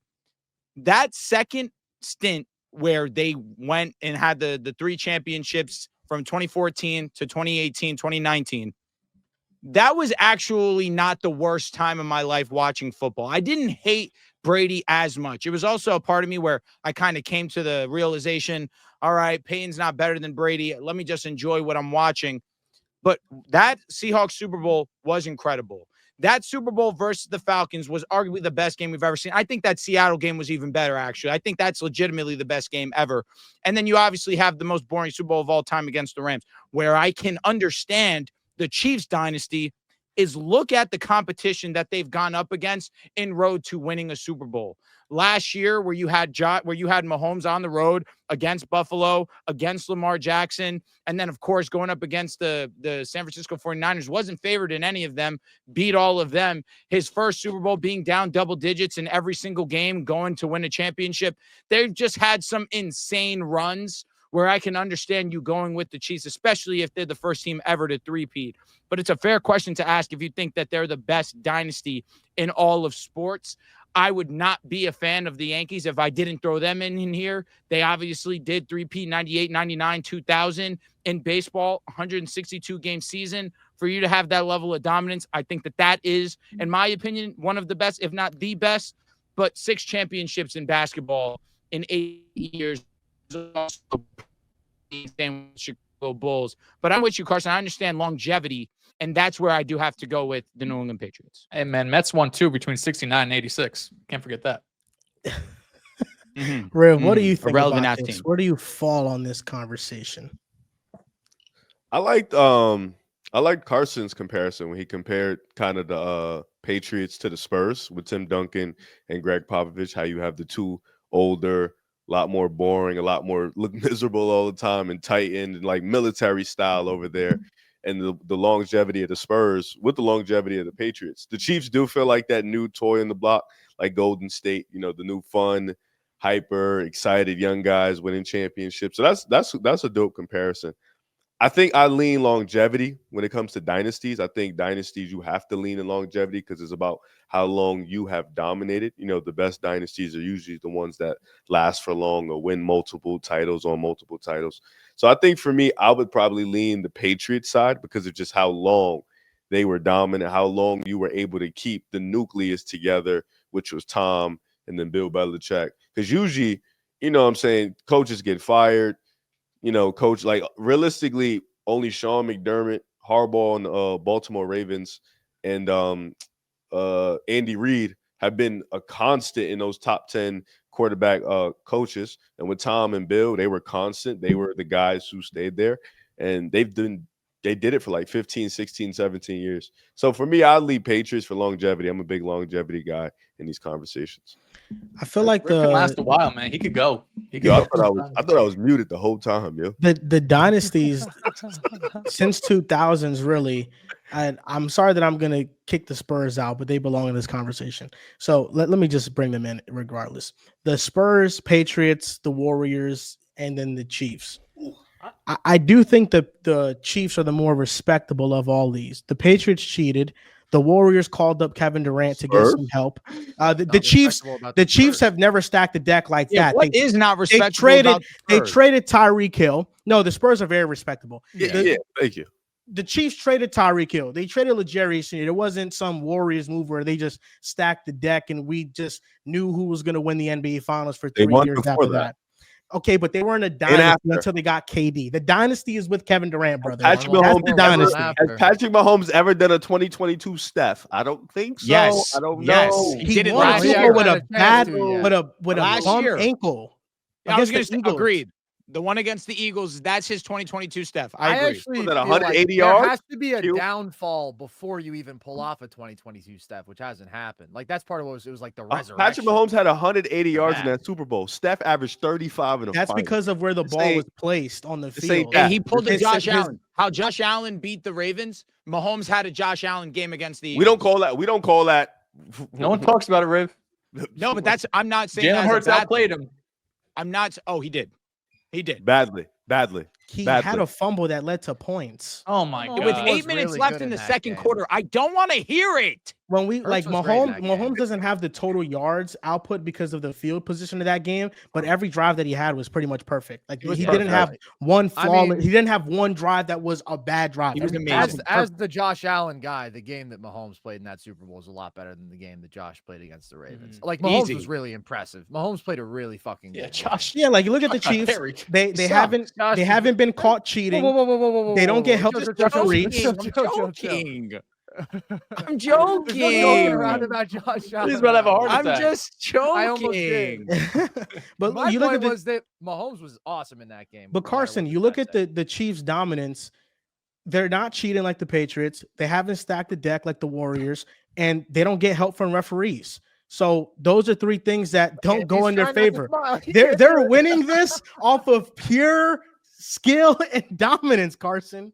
Listen, man. First of all, I don't disagree if we're doing this like respectability thing. Like, okay, the Patriots have obviously dings against What's them. not The respectable Warriors, about the KD Bulls stuff, dynasty? everything is respectable about it, but Joel conveniently left them out. I guess we're doing 21st century here. Yes. But I don't see how the Chiefs are more respectable than the Spurs, because the Chiefs do. And listen, I am adamantly against the whole notion that Chiefs interfere to help, or the refs interfere to help the Chiefs or anything. Football is obviously not rigged, et cetera, et cetera. But like, I think the Spurs resume is even cleaner, unless you're going to be like Tony Parker cheated on Eva Longoria. We don't care. That's like the only thing I don't care. They started load aura management for that, actually. Oh, see, Drew thinks it's a plus. Have you heard his album, He's bro? done. He's done. The rap album that he put out in the early 2000s. Drew's cooked, bro. You know what's hilarious about that? My 10-year anniversary is in 2 days. Yeah, I know. You're gonna be sleeping on the couch, bro. So Carson, let me ask you. You don't think that the Spurs creating load management is a ding on their legacy? No. What the fuck? No, I don't. It's ruined the modern NBA. Kill one of this fucking guy. You know what's ruined the modern NBA? First of all, this and is no one so wants to talk absurdly about it? subjective at this point. What's ruined the modern Nothing's NBA, ruined no the one modern wants to NBA. talk about it, is the I don't Bay wanna talk Area about it. boy, and I won't say anything else. Hey, can I? Indirectly, Carson. Indirectly. No, the NBA is wonderful. No, it is Carson, great. we got It a is lot great. of favorite players together, man. Maybe do, we're Viv. attached to the hip. We Can I share say a my lot piece of of jealous, ideas, about man. I'd love to see you guys get together one day. We I have. watched it. It We was have. glorious. And me, C, and Yeah, record. yeah. Jordan. We're going to talk That'd be about great. the NFC We can set that teams. up. Here we The go. Commanders lost in the NFC Championship game, Of course they but did. a lot of great things happened. You know, Jaden Daniels broke out onto the scene. Is already one of the top quarterbacks. Do you think they will have the same success next season? And where do you think Jaden Daniels ranks, Riv? Joel, don't forget Terry McLaurin's 1,200-yard breakout this year. Don't you dare. It's not a forget breakout. that. He's been good. He's like 1160. We don't that gotta give him that. 1150 breakout year. That's a dope year. Shout out to Terry McLaurin. Welcome to Guantanamo Bay. He got locked up in the NFC Championship game. Double again. coverage, man. Nah. One interception was man-to-man, grown man to little boy. I think Washington had a great run. I think a run on the road, going up against the Bucks, going up against the Lions, going up against the Eagles. We could talk about the Lions and Bucks defense all day, but at the end of the day, you're a rookie on the road in your first in the playoffs. And I think Washington did that with a ton of money going into this next year.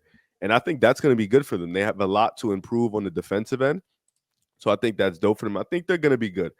I think they're still going to be able to hover. I think in the NFC, there's not too many teams that have that type of guy. And I think when you have that type of guy, you build up on the defense.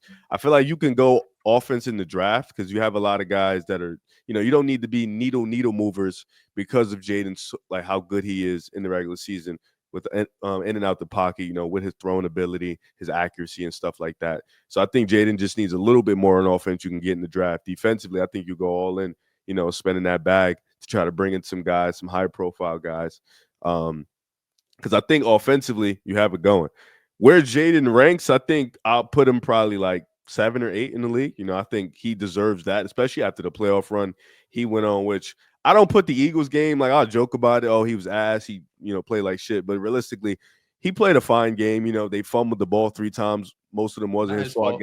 Yeah, he threw the interception at the end, whatever. But the game was essentially already over. And I think the Eagles defense is just elite, but showed some resilience in the game against the Bucks, where in the fourth quarter he only got better. He was able to control clock. He was able to make plays with his legs. And then against the Lions, he butt fucked them. He put it like boom, boom, boom, boom, bang. Like, Yeah, he violated them. So realistically, for me, Jaden is top 7. I think I'll put him right in that top 7 range. I got to still show a little bit of respect to Matthew Stafford because that boy's a dog. So I have him about 7 or 8. I would love to go next. Having the third amount of cap space available in this offseason, understanding that you just made an NFC championship in the very first year that you had Jaden Daniels under rookie contract. Usually we start to see teams much more aggressive in their second and third year into their rookie quarterback's contract, but they now have the luxury to see immediately, we have our franchise quarterback. We have the guy. At the absolute floor, he is a top 10 quarterback already exiting his rookie season.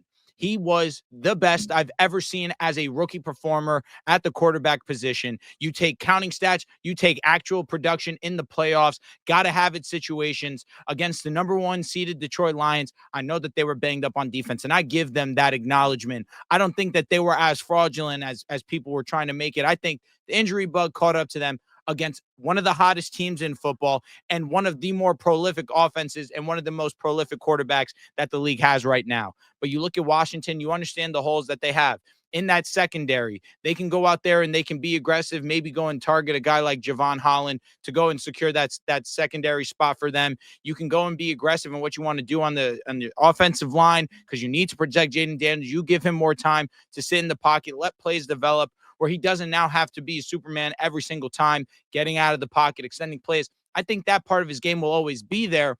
But if you can limit the amount of blows that his body takes, understanding that we already saw him this season get banged up once, and it's not one that you want to carry over for years to come. You want your quarterback to be protected at all times. I think the sky's the limit for Jaden Daniels. He is amazing, one of the best quarterbacks in this league already. And the Commanders are going to be one of the best teams in the league for the next 5 years at least. Understanding you already got this far in your first year with Jaden Daniels. Imagine what they can do when they actually have money to spend on other needs. I think it's a good point. To me, they kind of remind me of the Bengals in a sense, where after Joe Burrow's rookie season, where of course he tears the ACL, you go and win a Super Bowl. Next year, you go to the conference championship game. The issue with the NFL and everything for that matter, but really specifically for the NFL, there's so much turnover year over year where, for example, this season, nobody thought the Bengals, or very few people thought the Bengals were going to miss the playoffs entirely, right? I think a lot of people thought, I should say a lot of people, not everybody, thought at least they're a wild card team, and a lot of people thought they could even compete for the division. So when you have so much turnover and you make a conference championship game like we just saw, it's hard to repeat that. Like, just generally speaking, it's hard to have the success, especially when, in my opinion, I'm still not really sold on the coaching. Like, Cliff Kingsbury had a tremendous first year with Jaden Daniels.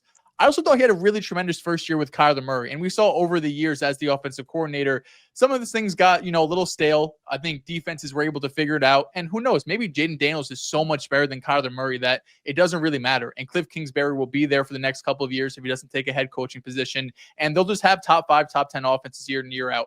Dan Quinn is someone else I'm keeping an eye on, because this year I'm not going to put on him. I think the defensive personnel just wasn't good enough to really put out a good defense, right? They have a ton of holes there, and they tried to fill them up with some veterans like Frankie Luvu and whatnot, training for Marshawn Lattimore. But going into this offseason where you have the third amount of cap space, as you guys mentioned, where you have basically all of your draft picks outside the pick you traded for Marshawn Lattimore, you have the opportunity to go and make a bunch of moves to really shore up that defense, add a number 2 wide receiver. But you could get better on paper, and it doesn't necessarily mean that it's going to translate on the field, right? Like I mentioned the Cincinnati Bengals.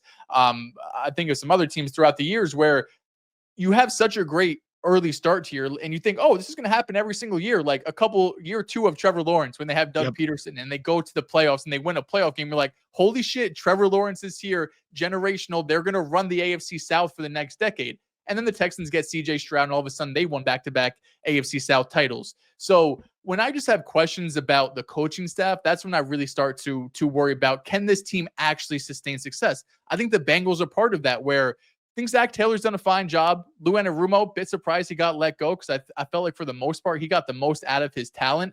But Zach Taylor, we're not looking at like a Kyle Shanahan and Andy Reid, a Sean McVay. We think he's probably a good offensive mind, but he's not one of these top echelon coaches in the NFL. So having the quarterback is number 1. But if you're not completely sold on the head coach, and I'm not sold on Dan Quinn, I think it's difficult to have year in, year out success. In terms of Jaden Daniels, where he ranks, we talked about the top 4. Mahomes, Allen, Lamar, Joe Burrow, however you want to put it. I think Mahomes is number 1 pretty comfortably. He's in that second tier to me. I think Matthew Stafford, Justin Herbert, and Jaden Daniels is that next tier.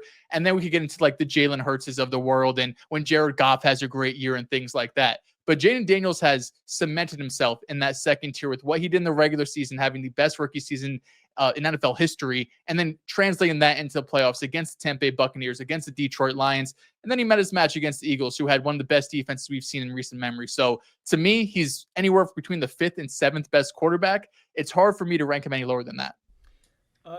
Dehls, real quick, I think you, to put a bow on what we were talking about earlier, I think you laid out the argument for why I think the Chiefs are the best dynasty ever. Just, you were talking about that turnover year to year. I don't want to undersell that aspect. I think football is the most difficult sport, at least in American sports, to repeat and win a title. And so if they go 1, 2, and then 3, that's why I think they're the greatest. One, not only because it hasn't ever been done before, but it is so hard. Every year is a new war, a new battle for teams. I agree with you guys all about where Jaden ranks among quarterbacks, but I'm pretty fairly confident that the Commanders are going to sustain the success next year. I don't know about NFC title run, but 10 wins, lock it in. The Cowboys are a joke. The Giants are a joke. The Eagles and Commanders are going to beat up on them next year. The Commanders lucked out and aren't going to have to play a number 1 ranked schedule next season. They will play a number 2 ranked schedule because they finished second in the NFC, so I think their schedule is going to be all right. And I don't know, Dehls, I understand your skepticism about the infrastructure or the coaching staff. I think the Commanders are the real deal in terms of how they have laid out their organization. You got the big bad man, Dan Snyder, out of town. I like Dan Quinn as a leader. I like Cliff Kingsbury as an OC. I think that is a match made in heaven between him and Jaden. I think they have really found something special there. I hope Kingsbury sticks around, and I think they can address all their needs in the draft. First round, I'm going defense. I disagree with you guys. I'm not taking wideout. Wideout, we can get second or third round. First round, I'm taking D-line, or I'm 100%. Taking secondary or corner. Agreed. I just think those are the positions you need the most, and where you lack the most, go get that impactful edge rusher, go get that big boy up front, or go get an impactful secondary player. But I was wrong about Jaden Daniels. Hand up, I was completely wrong about him in the pre-draft process. I thought he might flop. Jaden Daniels is the real deal, and he's the biggest reason why I think the Commanders are set up for success. So, Yeah, I think NFC title game, I think is hard for you to sell me on just with any team year over year if you're not Kansas City. But I think they'll be back in the playoffs next year. I think I can say that pretty confidently. I feel like the number one thing. Oh, you go, Carson. Well, I was just going to say real quick, I think that both Dehls and Drew made good points. Dehls made the point that it's really difficult to replicate success year over year, especially if you aren't in love with the coaching staff. I did think Kingsbury was really good. I'm not the biggest Dan Quinn guy, but I tend to lean on the side of what Drew said, which is although it's true that it's hard to replicate success, this should 100% be the least talented team that Jaden Daniels ever plays for effectively. This was a team that coming into the year was expected to win 4, 5, 6 games. And he, of course, was the major elevator, leading them to be a top 5 offense. So great, both on the ground and through the air and situationally. Terry McLaurin is a really good offensive player. There's no question that they should put better skill position talent around him. The line got better this offseason. I still think that it could get better in the future. And the defense should go from being one of the worst in the league to better, more respectable if you do get that edge rusher and if you do improve the secondary. And honestly, I would just bring back Luvu and Wagner. I know they're older, but I thought they both had really good seasons. So All pro Bobby Wagner. Let's just point that out. Continue. Longevity king, man. I think that they just have a really clear path to improving and they have the resources to do it and they're way ahead of schedule. So yeah, it's not like they're going to keep going exponentially up from 12 wins to 13, et cetera. Maybe they win fewer games next year, but I think they're probably a better football team. And if you have the quarterback, you're in a good position, and they have the quarterback. Peak for peak, Patrick Willis or Bobby Wagner? Patrick Willis. Please, bro. That's Patrick Willis. All Just day. wondering. Just wondering. Just no respect for a legend. It's okay. We're here, Yeah. Dehls. We're here. Patrick No Willis is disrespect just to the Bobby fucking Wagner at all. man, dude. Patrick Willis is the man. So is Bobby Wagner. True. He is. No, they're both the man. I don't even think this Commanders team is that talented, especially on the defensive side of the ball. I think Jaden Daniels really overexceeded expectations, not just with his individual performance, but with the team performance. You look at the offense, Terry McLaurin is the only receiver that scares you. They have Zach Ertz, who's old and he's washed. Yeah, his nickname is Scary Terry for a reason. Elite nickname. Disrespect from Wrong Riv guy. and Terry McLaurin. You guys, you make me sick. But then the second wide What do receiver. you mean? Hey, what do you mean, you guys? Yeah. Riv makes me sick. You know, but Wow, that's before even worse. That's insane. before the season, Carson 2 and days Logan, before Black History Month. yeah, he deserves it because Terry McLaurin also shares this month with him. So any disrespect towards Terry is disrespect towards the month, Riv. I will say I've never heard Joel disrespect Terry McLaurin. W flip around. Well Carson done. called him a and really Logan. good receiver. I agree. They before the season told me that Michael Pittman Jr. was better than Terry. I did. Yeah. I Who group said- all Who you said that? hooligans It's his together. month, buddy. It's almost his month. You're probably right. I'll be honest. You're definitely Who said that? You're probably. Yeah, last year I thought Terry That's a bad fucking one. stunk 1,006 yards. Get the fuck Man, he out. had Sam Howell slinging him the That rock. shit weak, boy. No, but Sam Sam Howell Howell's was not actually good. letting that rock go. Like Yeah, he it was actually- uncatchable Yeah, targets. to the other team, Lock in. bruh. Lock in. That's all. Terry I can tell you. McLaurin, man. Lock No, in. but listen, he's the only good receiver they have. Everybody else is up and down, or they're just stopgap guys. And that defense, I mean, outside of a couple positions, it's all stopgap defenders. Their defensive line, Jonathan Allen, Deron Payne, at one point were standout blue chip level players. Dorrance Armstrong, solid. He Wagner and played well, but Luvu, to Jeremy me, he's a Chin. rotational player. Dante Fowler had 10 sacks. And do you expect them to replicate that? No. I think the position group they have the most continuity at is at corner with Marshawn Lattimore and Sanders still, but they need another corner, I think, to complement that group. I think you And need a number one corner specifically. yes, Lattimore definitely showed his age later in the season. He was dealing with an injury, but you need a more reliable corner. I think the Commanders need a lot. I think defensively, they need edge rushers. Jerzon Newton was an early round pick last year. I have a lot of faith in him. Linebackers, I think Bobby Wagner and Luvu are thumpers, but they're not necessarily coverage linebackers. I think they need somebody that can go out there and cover, or a safety that can do it and play that role in a smaller defense. And then offensively, I think they need a right tackle. I think they need another guard to line up opposite of Sam Cosmi. They need a receiver and they need an explosive back. Brian Robinson was good when he was healthy, but towards the end of the season, he just didn't have that same quite of explosiveness. So this team won 12 games, which was pretty impressive, but they went 8-4 in one-score contest. And we know that every year that number can fluctuate.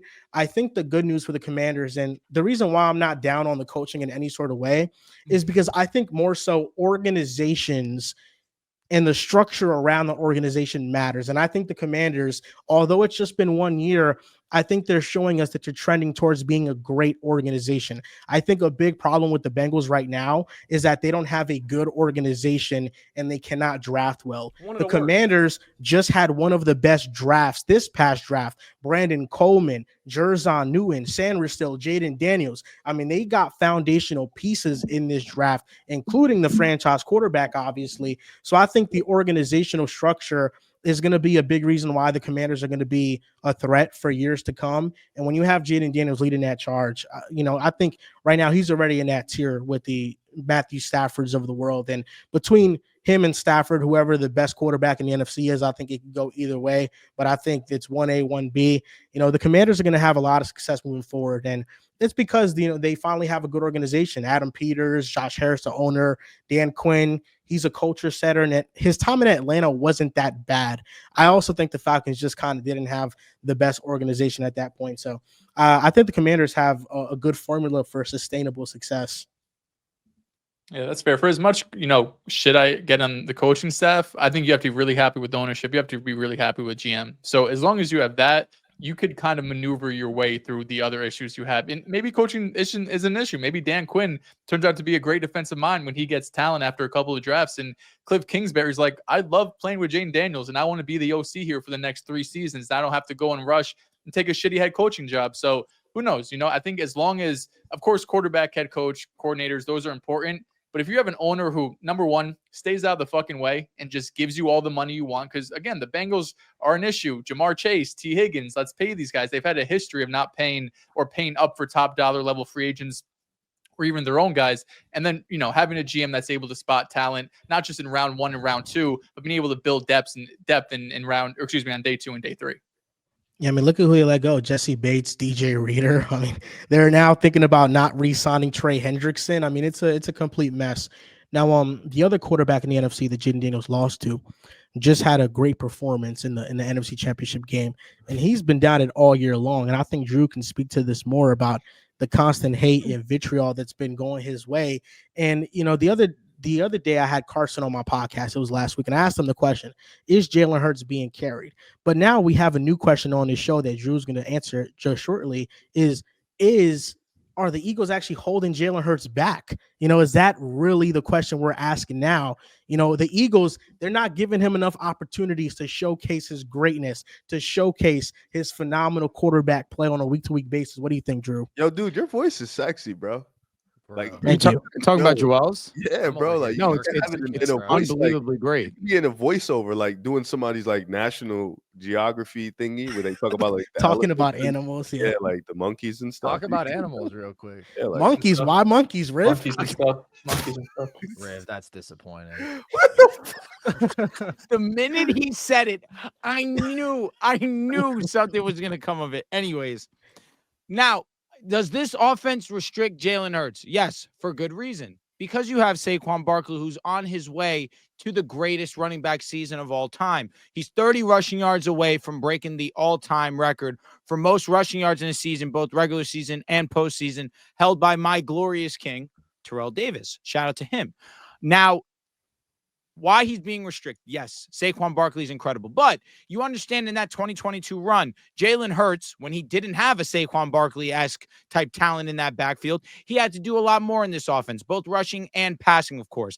And that translated in not just only the counting stats, but, of course, in the postseason, in the Super Bowl, when the game plan was to take away the run, let's make Jalen Hurts a passer. We saw what he was able to do. Now, in the 2 games this season where I looked at Jalen Hurts needed to be his absolute best, or they needed Jalen Hurts to be more than just a system quarterback, I look at that Steeler game when Saquon Barkley got banged up, and I look at this past game versus the Washington Commanders. Now, Saquon Barkley also was going through another injury in this Commanders game, but he was playing through it, and obviously it's Saquon's NFC Championship game. He's going to be out there as much as he can, but as much as Saquon Barkley was dominant, Jalen Hurts was unbelievable. You could argue he was the best quarterback on the weekend with what he was able to do to the Washington Commanders defense. Now, the Commanders defense isn't great, but Do I think that they're restricting him in this offense?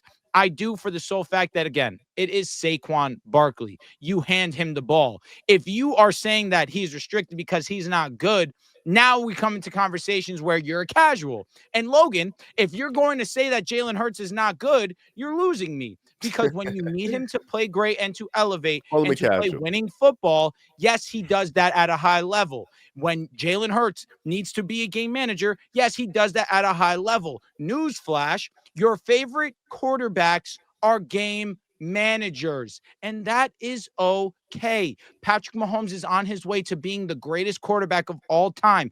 I watch him game manage like it's his job, because it is. Josh Allen against the Ravens, he game managed, and that is okay. The best of the best game managed, and that's what you need to do. Tom Brady, towards the end of his career, was a game manager. Jalen Hurts does an excellent job of taking care of the ball and keeping positive plays alive. That's all he's been asked to do this whole season, and he's done it at a high level. Jalen Hurts is 22nd in pass attempts this season. He is top 5 in passer rating. Just understand he still does his job at a very high level when called on. That's all you can ask of your quarterback, and that's what Jalen Hurts does every single time he's on the football field. There's two types of quarterbacks in this world. There are elevators and there are limiters, and Jalen Hurts is a limiter. Your game plan for these specific types of teams, if it's Minnesota, if it's Detroit, if it's Philadelphia, you, sitting back there, are hoping and praying and crossing your fingers that you don't have to rely on your quarterback to win you the game. And Drew, I don't even blame you for anointing Hurts or anything like that, or giving him credit so for handsome. where he's played. Sexy. Great. Hurts played That's great in the Super Bowl. I'd do it. Would. Handsome man, real handsome man. You see the Really chains good-looking too. guy. So the beard, Yeah, smile, hey, man. 101. Quotes. Dang. Let's get serious here, Logan. My bad. Finish Here your we thought. go. Here we Come go, on, Logan. Don't Anyways. freeze up. Don't Anyways, freeze up. No, Come my on, keep dog's shitting fucking- on Hurts. My dog's barking her head off. I Yeah, wish she'd because shut guess the what? She gets fuck pretty up. excited about Jalen Hurts. Good-looking guy. Not that great a quarterback, but good-looking guy. Anyways, 2 good games does not a quarterback make. I don't think Jalen Hurts is magically some different quarterback after beating the Commanders. I don't think I was high on Jalen Hurts after the first run. And then when you lose his coordinator, you finally see the real Jalen Hurts when he doesn't have an elite offensive coordinator behind him. And he's just Drew, my thing is, you can give him props for being a game manager. And that's the beauty of this Philadelphia Eagles situation, is that he can manage games to victory. But like I said, when you're looking at him, and we'll see in the Super Bowl, because I think Jalen Hurts played the best game of his career in the Super Bowl, and it just wasn't enough. And sometimes it's not against Mahomes. And I don't know. Maybe I'll be wrong. Maybe in the Super Bowl, Jalen Hurts will play the best game of his career again. Maybe it'll be enough this time, and maybe that'll move me.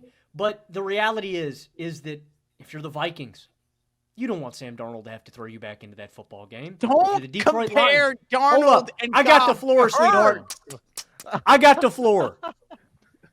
You don't want Sam Darnold to have to throw you back into a football game. You don't want Jared Goff to have to throw you back into a football game. And you're lying if you want Jalen Hurts to have to throw you back into a football game. I've watched because it. You don't believe in him that I've much. watched it. I've watched it happen. And you know what? Eye contact.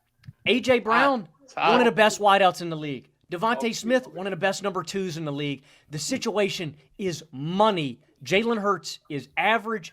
And look, Convince me, brother. if we're going elevator, game manager, limiter, he's not in the elevator tier. He's in one of the bottom 2. I'll let you decide which. You called him a limiter. You lost me after everything you said. When you throw Jalen Hurts in the conversation with Sam, the lights are too bright, Darnold, and Jared Goff, Mr. turns the ball over 17 times when it's the most important games of his career, you lose me. You think Jalen he's Hurts with? would I'm never sorry. in his life.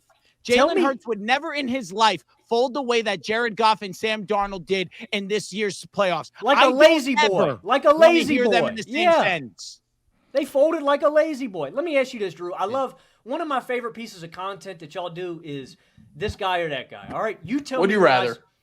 Would you rather? No, you it's tell me called when to this guy, stop. that guy. This guy or that guy has I love it. I four. love it. Hold on, he cooked. You Yeah, tell we're me. stealing that. You tell me when to stop. Matt Stafford, Of course. Come on, Oh, yeah, Stafford. Justin Herbert. I'm going to take Herbert. Well, I took a minute there. Jaden Daniels. I don't know yet. We'll see. Oh, wait, this is only Drew? My bad. CJ Stroud. I'm going to take Jalen. Jordan Love. Jalen. All right. You know, Logan, I think what you're missing here in regards to Jalen Hurts and I don't know where he's going to go with this. Riv You know what being I- an Eagles I've fan. been seeing in Joel slowly but surely. I don't He's know if been it's a joke, but I trolling feel his like ass he's been off. serious. Riv No, being an he's Eagles serious. fan, he understands this. I think Jalen Hurts is in a perfect setting to where he has a luxury to where he don't got to play his great game all the time. His average game gets wins at the level that other great quarterbacks average games don't win at. So when he plays at that level, they can still win 14 games. Only one of his playoff wins so far in his career, he's thrown for over 200 yards. I think that speaks to Jalen Hurts' unselfishness, that he wants to get his teammates I think involved. that speaks to his He- No, he's situation joking. and He how wants great it he is. wants the defense to definitely get more joking. stops. He wants the running game to pick up It's a the slack. luxury. It's a luxury. It's not like he picks and chooses. You know, Yeah, that's wild. And That's and wild, Carson, Joel. that's what I got. I think he's an unselfish player. You saw what he said after the game against the Commanders. He said they took me out my straitjacket. It's because he knows what he's capable of if they give him the free reins to do what he's Baker capable Mayfield. of. Drew, would you It's the take Baker fact that Mayfield? he's not always in that Stop. position, so he's not always consistently showing you. But Logan and Carson, Dehls and Riv, I'll speak to you guys specifically. The Commanders game was a reminder of what he is what he capable can of. beat up He on a gets a shitty reminder defense? once every Oh, 7 now- weeks. Oh, now Once we're every gonna beat 7 down weeks, on he the has a really Commanders. good game. Now we're Well, going to their be down on the defense is Commanders with terrible. Jared Goff had 3 turnovers against. I don't want to hear it. If you're taking Jared Goff over Jalen take Hurts, Jared you're Goff. missing it. You're missing it. I would take Jared Goff. Can I just say something Why? real quick? This is the Why hilarious would you do that? Because I think he is a way better pocket passer. Oh my God! Way better. And I think the Jared arm talent Goff is way is better. so painfully. He's so I overrated. mean, we can it have a fucking mid-off, hurts. bro. We can have a mid-off, but I think that you Jalen are Hurts wildly is not overrating mid. Jalen Hurts. He Yes, goes he and he is. elevates But when he you is. need him This to. is so funny. So Okay, He he's wins done that games. once in his career. This is results Joel- oriented. This is Joel, completely last results week- oriented. Last He's week, trolling. we had this Carson, topic, you're missing you and it. I He's both said trolling. he's buried. No, I Okay, know he is. now Carson, let me be serious here for a second. I still don't think he's going to be serious. Saquon He's not- Barkley no, He's he's got had- crazy look in his eye. Saquon Barkley had 2,000 rushing yards. Correct. Yes. Derrick Henry had 2,000 rushing yards. Did that stop Lamar Jackson from having an MVP caliber season? If Lamar Jackson had a top 3 offensive I'm just line asking you. and a I'm just top asking 5 you. I'm just asking receiving you. core- I'm just asking you. We're I'm not just talking asking about you. one player. We're talking Okay, about the best I understand. offensive infrastructure with But the best Thi- defense. This is the point that I'm. means that wins are not a reflection of the quarterback. 100%. Jalen I Hurts agree is with you. closer to NFL. Brock Purdy than he I is know any of you the do. top I 10 agree guys. with you you. agree Listen, with me. but here's where I'm going with this. Lamar Jackson had an MVP caliber season with Derrick Henry. Brock Purdy had an MVP caliber numbers wise season because that wasn't the eye test for me. You dick Nor will rider. it ever be. Like that. With, I with, think that's with wrong. CMC having a historically great season, Brock Purdy still was He's historically nasty. great in efficiency. In 2020, Derrick Henry also had a 2,000-yard season with the Tennessee Titans. Look at Ryan Tannehill's stats that year Best compared to play Jalen action Hurts this passer year. in football that year. It is possible to let your teammates play well and have great seasons with you also playing really well. What I've seen from Jalen Hurts this year is I don't think that he's in a straitjacket or he's being held back. What I see is that he hasn't played well, and he's finally playing well. Now, if he keeps playing well, we're having a different conversation. But PFF, I think, does a better job at measuring quarterback play than a raw passer rating number. And amongst 26 quarterbacks with 350 dropbacks or more, Hurts ranks 18th out of 26 quarterbacks. I think that kind of falls in line with the film that I've seen this year for him.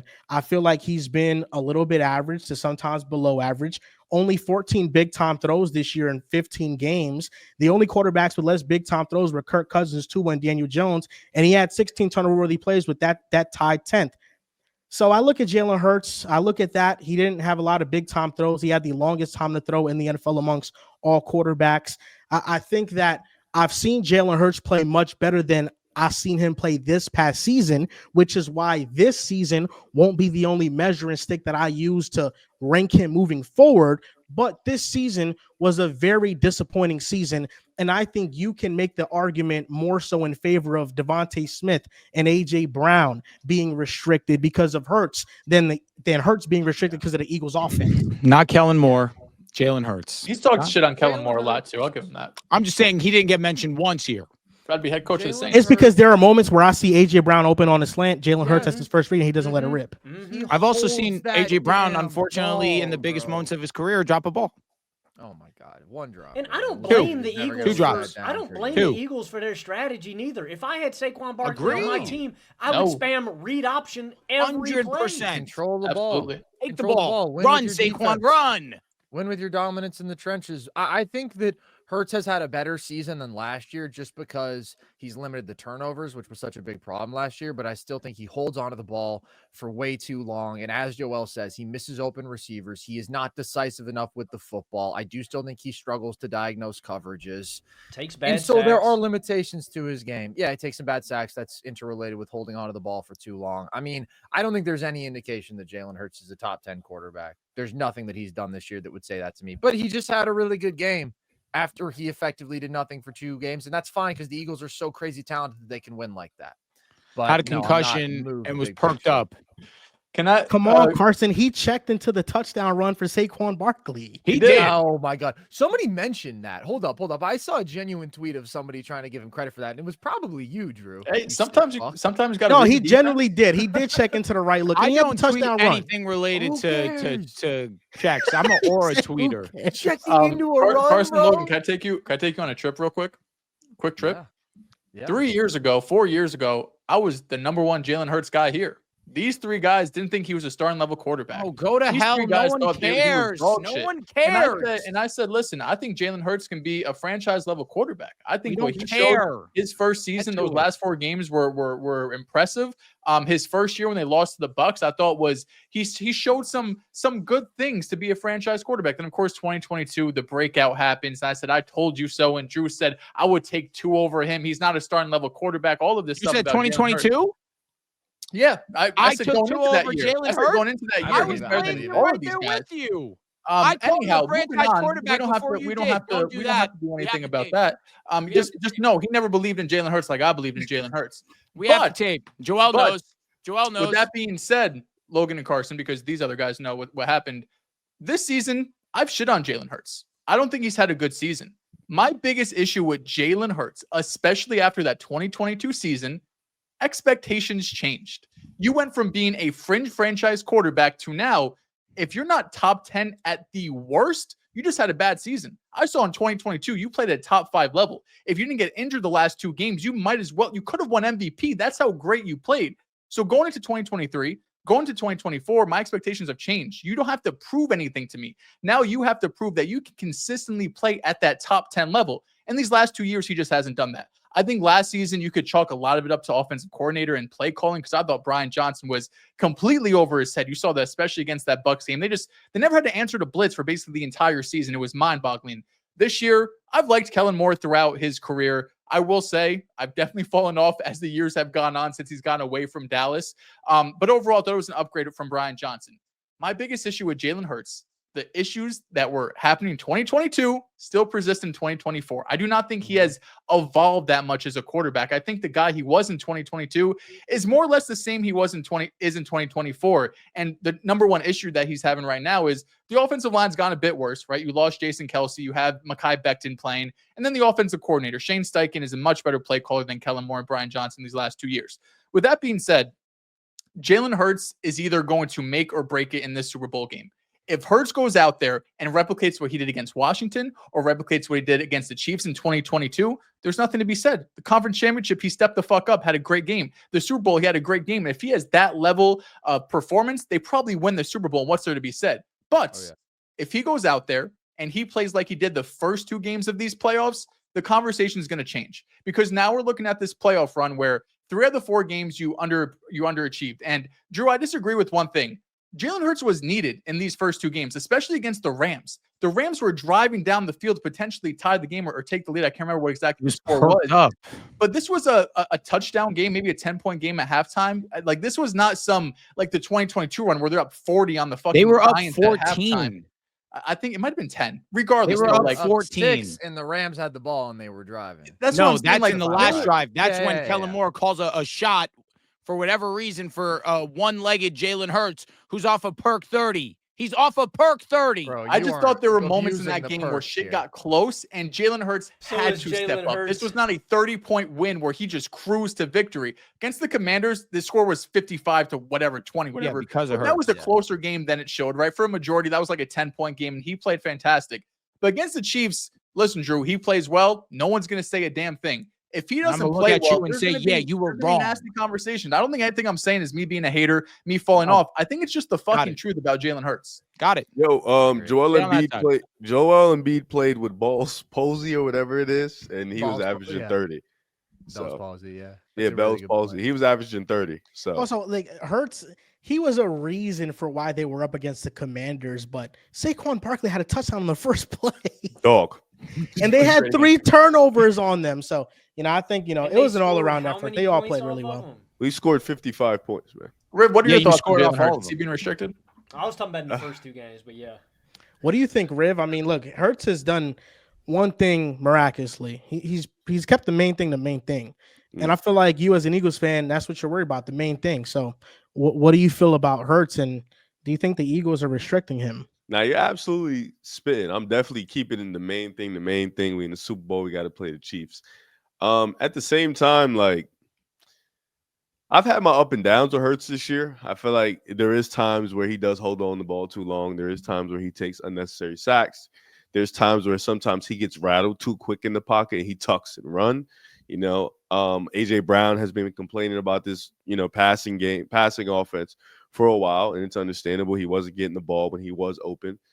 But at the same time, he's done one thing that kind of helps us in games. He doesn't turn the ball over. And when you don't turn the ball over with an offense like ours, like, you keep the ball in your hands, then we have those 10, 11, 9-minute drives, which Jalen Hurts does help immensely in those drives because of the fact that he can also run the ball.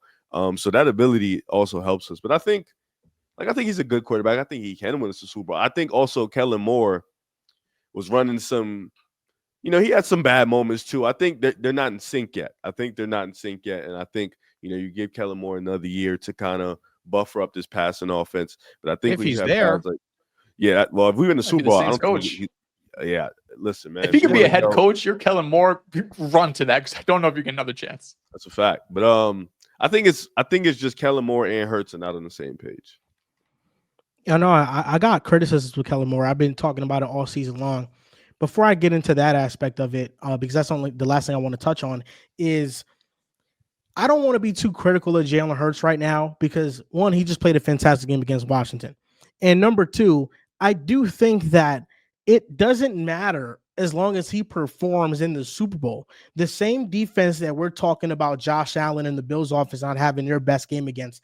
If Jalen Hurts can perform at that level, I think he deserves ultimate respect. Now, that's to be determined because this year under pressure, Jalen Hurts ranks 37th out of 37 quarterbacks in EPA per attempt, 37 of 37 quarterbacks in success rate, 33rd out of 37 quarterbacks in sack rate, and 32nd out of 37 quarterbacks in yards per attempt.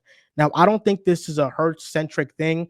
I think the pressure numbers speak to a Kellen Moore problem because I do think that whenever the Eagles are met with Bless you. quick Bless you. pressures, with exotic blitz looks, there's oftentimes not a hot option for Jalen Hurts to go to, and things seem to be developing down the field. So I think it's more so a weakness within the Philadelphia Eagles offense and not Hurts because he's been good under pressure in other seasons, just really not against the blitz, but under pressure numbers, he's been good. So that's what I'm looking for. And if he performs well against the Chiefs and they win the Super Bowl, I really don't see how anybody can knock him because this will be the situation that he's going to be in for the foreseeable future.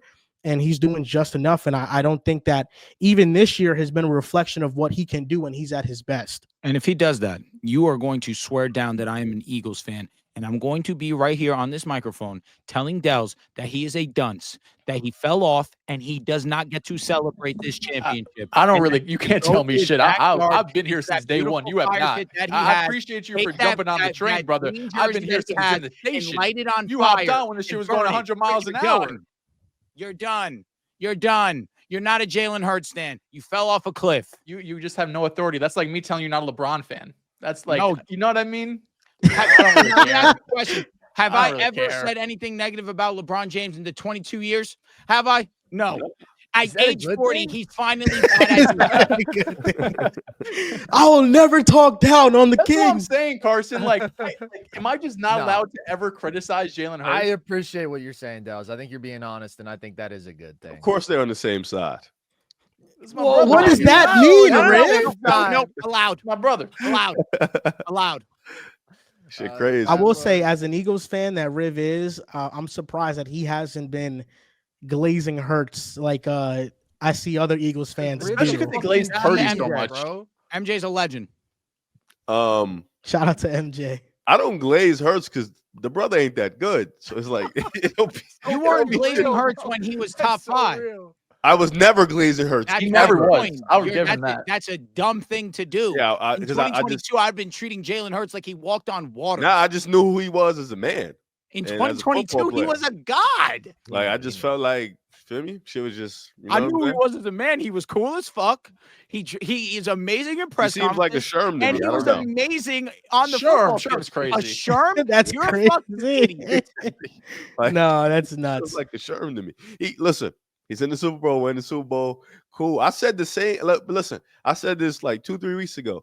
If we don't win the Super Bowl and he plays like shit, yo, brother, we're gonna think about trading him. Cause like for real, like Got a you huge play like contract. shit in the Super Bowl, bro. Like Purdy You know or who's Hurts? actually a Sherm? Steph Curry for a lot of he is. reasons. But you know, That's my we'll brother. move on. Riv loves him. he's a Sherm. Honest to God, Sherm. You know, Riv, that's the Purdy- thing is, I Purdy or do- Hurts? Huh? Purdy or Hurts? Oh, Because last year you were glazing Brock Purdy, rightfully so. He was that's MVP my brother conversation. right there. He was But great. the year prior, Jalen Hurts was also an MVP conversation, basically doing the same thing. Brock Not Purdy the same was- thing. Brock Higher. Purdy, but I never glazed Brock to say he was like top 10 or nothing like that, top 5. let it be known, Carson and Logan, the guy who stands up for the Purdy, the two was He was the the last Bo pick in the Nix draft. glazes is me. What? It's You you stand and up Drew against both, right? Stand up against. What are you saying? Oh yeah, my bad. I'm against Yeah, that. I know, Joel. I know. And I Oh, the appreciate that. Purdy stuff last year. I mean, Riv and I. Oh my goodness. Oh It's my all your goodness. I'll fault. tell you what, man. I love Drew. I would not want him to identify my franchise quarterback. Bo Nix It was would be pretty great some this Daniel year. Jones, Bo Nix hybrid, and no, thank you. I'm good. With a little. Tua with led the league in probably yards Tua's last year. Can't forget that. durability. Drew had a career arc. He used to be a Herbert guy, and he was just like, "Fuck it, I'm going for the stories, man." Can't Tua, be a Herbert guy. yeah, I he's no can't be. longer. It's just so easy to root for all these top guys. And look at you guys. Inevitably, Josh falls, Lamar falls. This guy's supposed to be a Bills fan. Mahomes Oh, and the fan. guy He with doesn't the even and choose the him guy to with the win. best He team is in the falls. Super Bowl. It's like it Who- all happens. I Who guess would've Drew's guessed, right. man? If you're never at the top, you can never fall. No. You know what I mean? Like if you're just in the middle, you'll always be at the middle. Exactly. I respect that.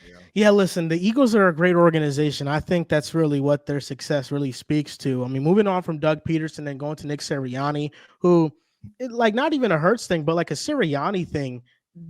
Do any of us think that Sirianni is a top coach? I think he's a good coach. Is he a top 3 coach? Hell Because no. his record would I indicate don't know. You that should ask he this to is. yourself. I mean, so it I was would going to for say you're McDermott the as guy who well. has said Sirianni's a great coach. Because I think he's better than Dan Campbell. That's why. That's I crazy. I think no, We'll because see. I Dan think Campbell's TBD. Dan Campbell gets passes for things that Sirianni got nothing but vitriol for. When Dan Campbell has had also his fair Philly. share of playoff blunders, you can maybe put this playoff blunder on Jared Goff, but last year they blew a 17-point lead in the NFC Championship game. Let that be Nick Sirianni. I think he's getting fired right after that game.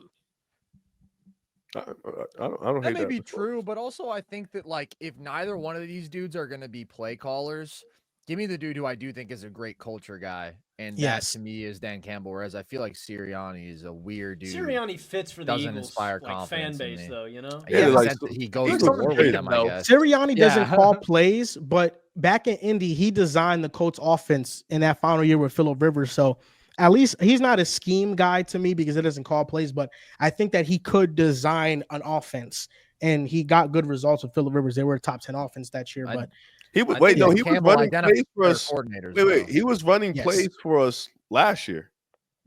Nick Sirianni. I thought it was Brian Johnson. Did he give up duties at some point? Yeah, he gave I up think there duties. was a brief period. He gave up duties, and Nick came out and said he was the one picking the players or calling the players, some shit like that. I forgot which one it was. I think identifying coordinators is a fair argument. It's a fair counterpoint, but we have to see how this looks post Ben Johnson and Aaron Glenn, because this is similar to the Sirianni losing Steichen and Gannon. And, he had that 1 year where it was terrible. It was last year, but then he got the right guys in place. I'm not that high on Kellen Moore, so I think that could very well be a different OC next year. But probably will be. No, I think that's what the Hurts things speak to. I think the reason why we have these conversations about Jalen Hurts is really we're just praising the Eagles roster as a whole, but quarterbacks always get the bulk of the praise in these assessments. But I think it really just speaks to how great the Eagles have been. Yeah, agreed. So shifting to NBA, the Rockets are one of the best teams in the NBA. They've beaten the OKC Thunder. They've beaten the Cavaliers. They've beaten the Celtics. They've beaten the Grizzlies. All the teams at the very top of the league. Yo, Rib, do yourself a favor. Back up, bro. No. Closer. No. Trust me, back up. And I was looking at Logan and you, Carson's, your list. Look insane. What you mean? Your eyes look I think you look insane. great, It's fine, Riv. I just think you're a little bit tired. It's fine. You can back away now. But Carson and Logan, I was looking at your top 10 contenders list, and the Rockets were not there. But they've beaten the Cavaliers. They've beaten the Celtics. They've beaten OKC. They've beaten the Grizzlies. And they're not one of the top 10 contenders in the NBA? I'll tell you what my major concern with the Rockets is, and this is as somebody who, along with Riv, another thing we has in common is the biggest Amen Thompson fan on the planet and has been for a long time. Triplets. Fuck yeah, baby, because he is the man. I've been saying he's going to be a star, and he's already very wait. Wait, is Dehls claiming that and it's not valid? No, it's true. Wait, what did you say, Carson? Me? One of us. Carson. Hey, I said I like you the and I have band been the biggest first, Amen guys. Thompson fan. I like that music before Hey, you. yo, Carson, we really is. I know, bro. We really be here. Yeah. This is what I'm saying. The No, problem is, I give Dehls credit. Dehls is also here with us. Okay, shout out to you, Dehls. I think that the Rockets do have a fatal flaw when it comes to the playoffs that we have seen bite teams that are in a similar mold where they're defensive minded, they're young, they're scrappy, they're athletic, they play their asses off in the regular season. If you can't generate good half-court offense, you just lose early in the playoffs. Happens every time. You can look at the Grizzlies teams that won in the mid-50s. And by the way, they did at least have a half-court creator of the level of a Ja Morant, who isn't the best in that half-court setting, and that was a reason that they were still limited there. But he's certainly better than anybody the Rockets have. The Rockets are a 20th percentile half-court offense, man. When it comes down to those big situations where you have to grind out quality offense and you need somebody who can step up and be an elite creator, they don't have that guy. Now, I think they can easily make a move for a star, and then we can talk about launching them into like my top 7 teams maybe, because I do think their defense is phenomenal. And I love the depth that they have. There are so many dudes on this roster who I really, really like, and I've been super impressed by them. And like, I'm not trying to disrespect or rag on them at all, because I think the future is super bright, but they need that guy. And even if it were going out and getting a Zach LaVine, just having that level of shot maker on and off ball, that would take them up a tier. And big picture, I think that I would like to see them get somebody better than even a Zach LaVine. But that's my really big red flag with them. And honestly, I'm not going to move off of that just because I've seen this so many times and it's fun. And I hope that they win 50-plus games. But I need to see them address that issue when it comes to winning playoff series. Oh, I'll go. This team reminds me of Memphis, just in terms of just the new kids on the block. You know, they don't have that one lone breakout star. But they have guys with that moxie, that star aura, that star swag in Jalen Green. So you have that. You have a team that's now beating all the talent, the top talent in the league, kind of like how Memphis was, you know, having an elite defense, but having that one struggle, and that's a half-court offense. Now, I think we can all agree Ja Morant on that team is so much better than everybody on this team. You know, so I can see where Carson is with if Ja couldn't really do it, I don't really know how this Houston team can do it, because you think Jalen Green has the ability, but it's not a consistent. We don't know if it's going to be a consistent thing in the playoffs. Sengun still has ways to go. I do feel like he's a slightly inefficient scorer in crunch times at times. And I think you have guys like Amen Thompson, who, how are you going to, can he play the same way in the playoffs? Can that translate where you have half-court offenses? Everything does slow down. You now need to find pace. Can he hit that three ball when it matters? Same thing with Tyrese, and he's not that efficient as a shooter either. That's another guy who you're thinking, can he be that in the playoffs? Dylan Brooks, his struggles as a scorer, a shooter in the playoffs. So this team, Fred VanVleet's another one too. So this team, I think, in the half court, you're going to need it. I don't think they're ready yet. They could have a magical run, though. We've seen, Indiana Pacers a couple of years before. We've seen the Miami Heat. So every 2, 3, 4 years, Pacers recently, last year. Yeah, we've got some Cinderella story, so maybe they could be that. But I'm with Carson on the side of, I think maybe they can, win a first round playoff matchup. Because right now, what if they get a Dallas that's healthy as a 7 seed? Dallas is sitting at like 9-8. Then it's damn. You trust Dallas in that situation. What if Denver falls, or no, Denver stays at 6 or drops to 6, and they get Denver in the first round? Now you're looking at Denver versus Houston. You're very comfortable in that matchup that you'll take the Joker. So, the West right now got a lot of good teams that are right now just dealing with injuries anyway. So Houston being a first round exit is very likely depending on who they play. But, I think you trade for nobody at the deadline. I think you ride out, see what you have in this roster, and start making a better move to get a better player, because I do love Zach LaVine's game. It's the contract, the money, and how long it lasts into his career, which he's already dealing with a ton of injuries that I wouldn't bank on that. And I think Jalen Green can be a Zach LaVine type level player down the road. So I think you go and you wait and you keep Jalen Green to send him out for a much, much better star. That was literally my player comp for Jalen Green as a prospect. Yep. I saw the shot creation. I saw the shot making. I saw the athleticism. The problem is the shot making has not even been close. Zach LaVine is an elite shooter of the basketball. Jalen Green has been a very middling shooter and just hasn't gotten better by nearly enough for me to bank on him. The playmaking stuff is still bad. The defensive stuff, the inconsistency, man, night to night is just so brutal with the shot selection and just the variance with the three ball overall. I know this is going to hurt you, Drew. I would be very, very willing to part ways with Jalen Green. Before that extension kicks in, I'm good with it. He's not somebody I want to pay $35+ million a year. And if he's somebody I can dangle out there to upgrade to an actual star who I know is a star, when I like so much of this roster around him, I'm doing it. You want to do it this early, though?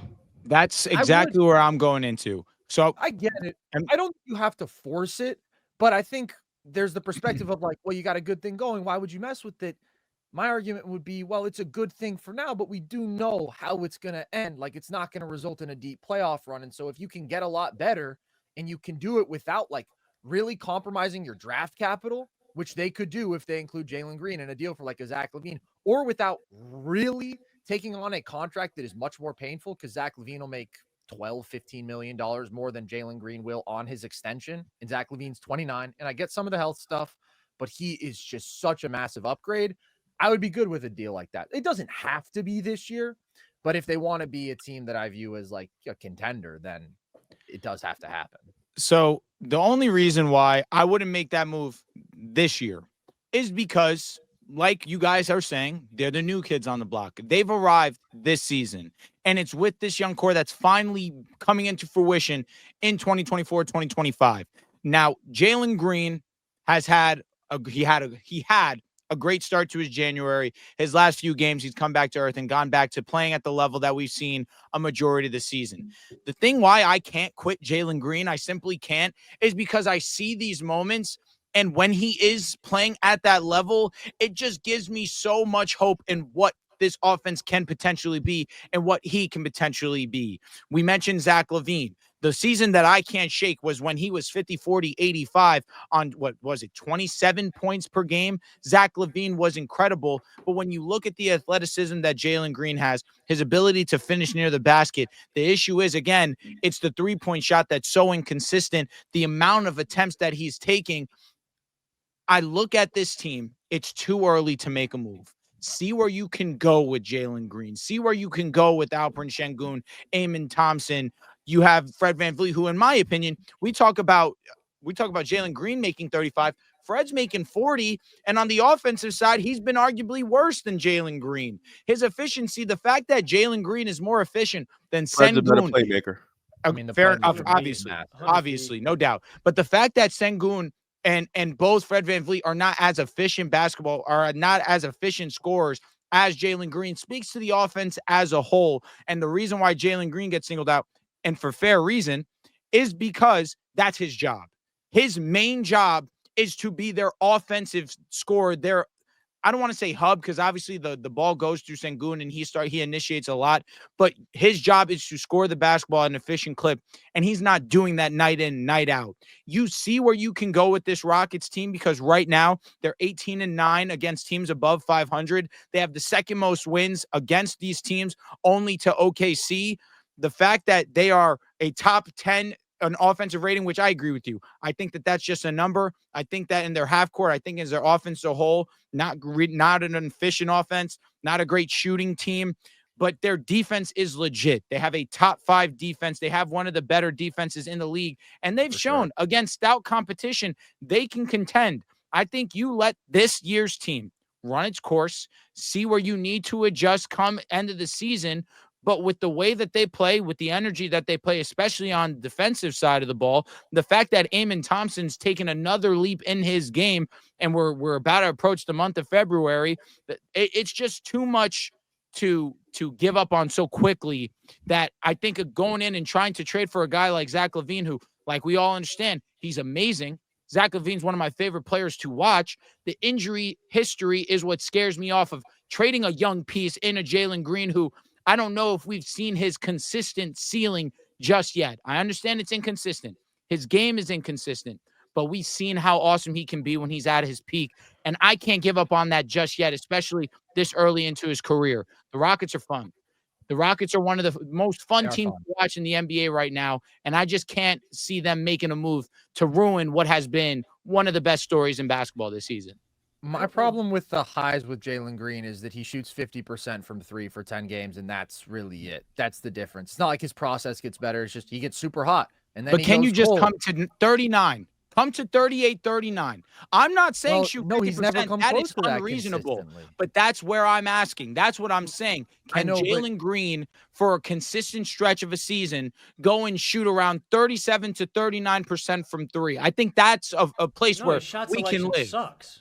It's just hard, man. Like, I get it. If you're a Jalen Green fan, I understand you want to believe, but like everybody talks about March last year, right? And they ignore that in February he shot 26% from 3, and in April. Yeah, it wasn't good. It was terrible in both those months. Like, it's just not nearly enough for me to say you are a key building block of my franchise. He's young. No, that's pretty bad. He's in his 4th year. I think the Rockets have the luxury of just being patient, though, because like Zach LaVine, I think he makes the Rockets so much more better right now. That's without a doubt.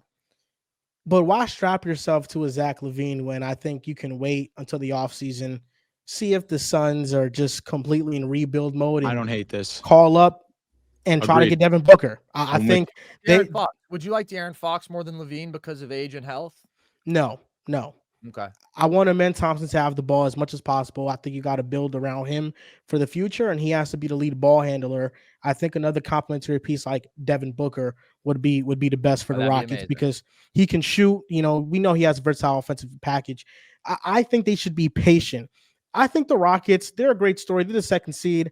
I think they're a first-round exit. I don't see them winning a playoff series, and that's good. That they're 2 steps ahead of where they were last year, where they didn't make the play-in. Now, not only are they bypassing the play-in, but they're making the playoffs as a home favorite. Yep. So I think that they have a lot of potential, but the half-court offense scares me. It's the shooting, the lack thereof that they have, and I think Sengun has to take another step in his game, finishing around the basket. He's super inefficient. I think if he can finish at a great clip around the basket, I think we're talking about an all-NBA player.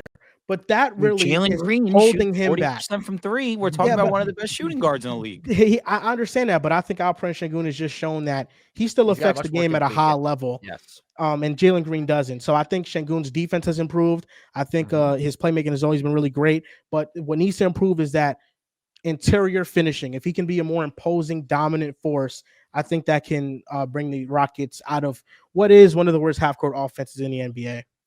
Yeah, no, I'm with you. I think right now, whether you're training for Devin Booker down the line, De'Aaron Fox, in my head, Amen Thompson is our future superstar. And as you mentioned, Joel, he is the lead guard in this team. I want him to be making decisions because for still how like raw he is as a player, he's still so refined because to not really have a jump shot and still be able to get to the rim. And I know you rely on a lot of athleticism, but even the game winning shot he had on Jalen Brown, where he goes to the rim, kind of a slow step Euro to create space. Like he has these skills that you wouldn't expect a year two player who offensively we did not think was going to be probably anywhere close to this so early on in year two.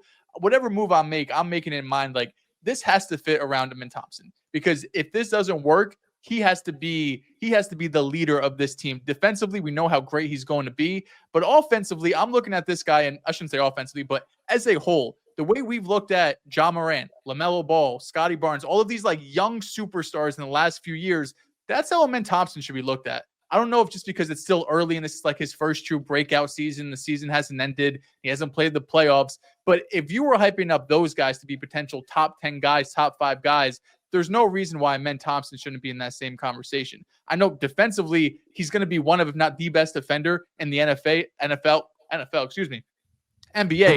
If you just take out Wemby, but in terms of guards and people regarding the perimeter, he's probably going to be the best for a decade. And offensively, it's just all upside right now, because if he's this good this early, you can only start to imagine and daydream and drool over what this guy could be in the next 3 to 4 seasons. I know Ribs with me right there. So I think what they do or don't do really at the deadline is super important. But I'm building this team not around Jalen Green, not around Şengün, who's been the second least efficient center, by the way, only ahead of Bam Adebayo this year. It's been really ugly. I'm building this team around Amen Thompson. Yeah, no, listen, Amen is a beast, and I think it makes the thing is like a Devin Booker, if he becomes available, that'd be dope. Maybe a Kevin Durant, or something like that. But just Zach LaVine, I don't know if he can be your guy, to head to a WCF or to head to a championship. I love Zach. I think Zach's still very volatile as a playmaker, as a passer. He still doesn't make the smartest reads. As a scorer, he's one of those dudes. And that's why I think him and Amen would be dope. I wish it would be for less money. Like if he was getting a Jalen Green contract, it'd be fucking lit, but I think he just makes too much money. Of course, he's too good to make Jalen Green money. And I agree with you. He's a dog. And I think he actually fits perfectly into a slotted number 2 role. But it's just, I think you have to just go with what you have right now. You have a lot of potential on the roster. Hey, guys, I have a question for you guys. Carson, you can finish your statement, then I'll go into my question. I was just going to say, you guys make a very good pitch with the idea of waiting for a Book trade. That to me is the trade that if I feel confident I can make that happen, I'd wait for that over Zach LaVine, because I think he's perfect. I think he brings the combination of on-ball and off-ball offense that you're looking for, and obviously he's a level up from LaVine, and he's younger. He's on your timeline. If I'm not mistaken, Houston went to go get the Suns' picks back.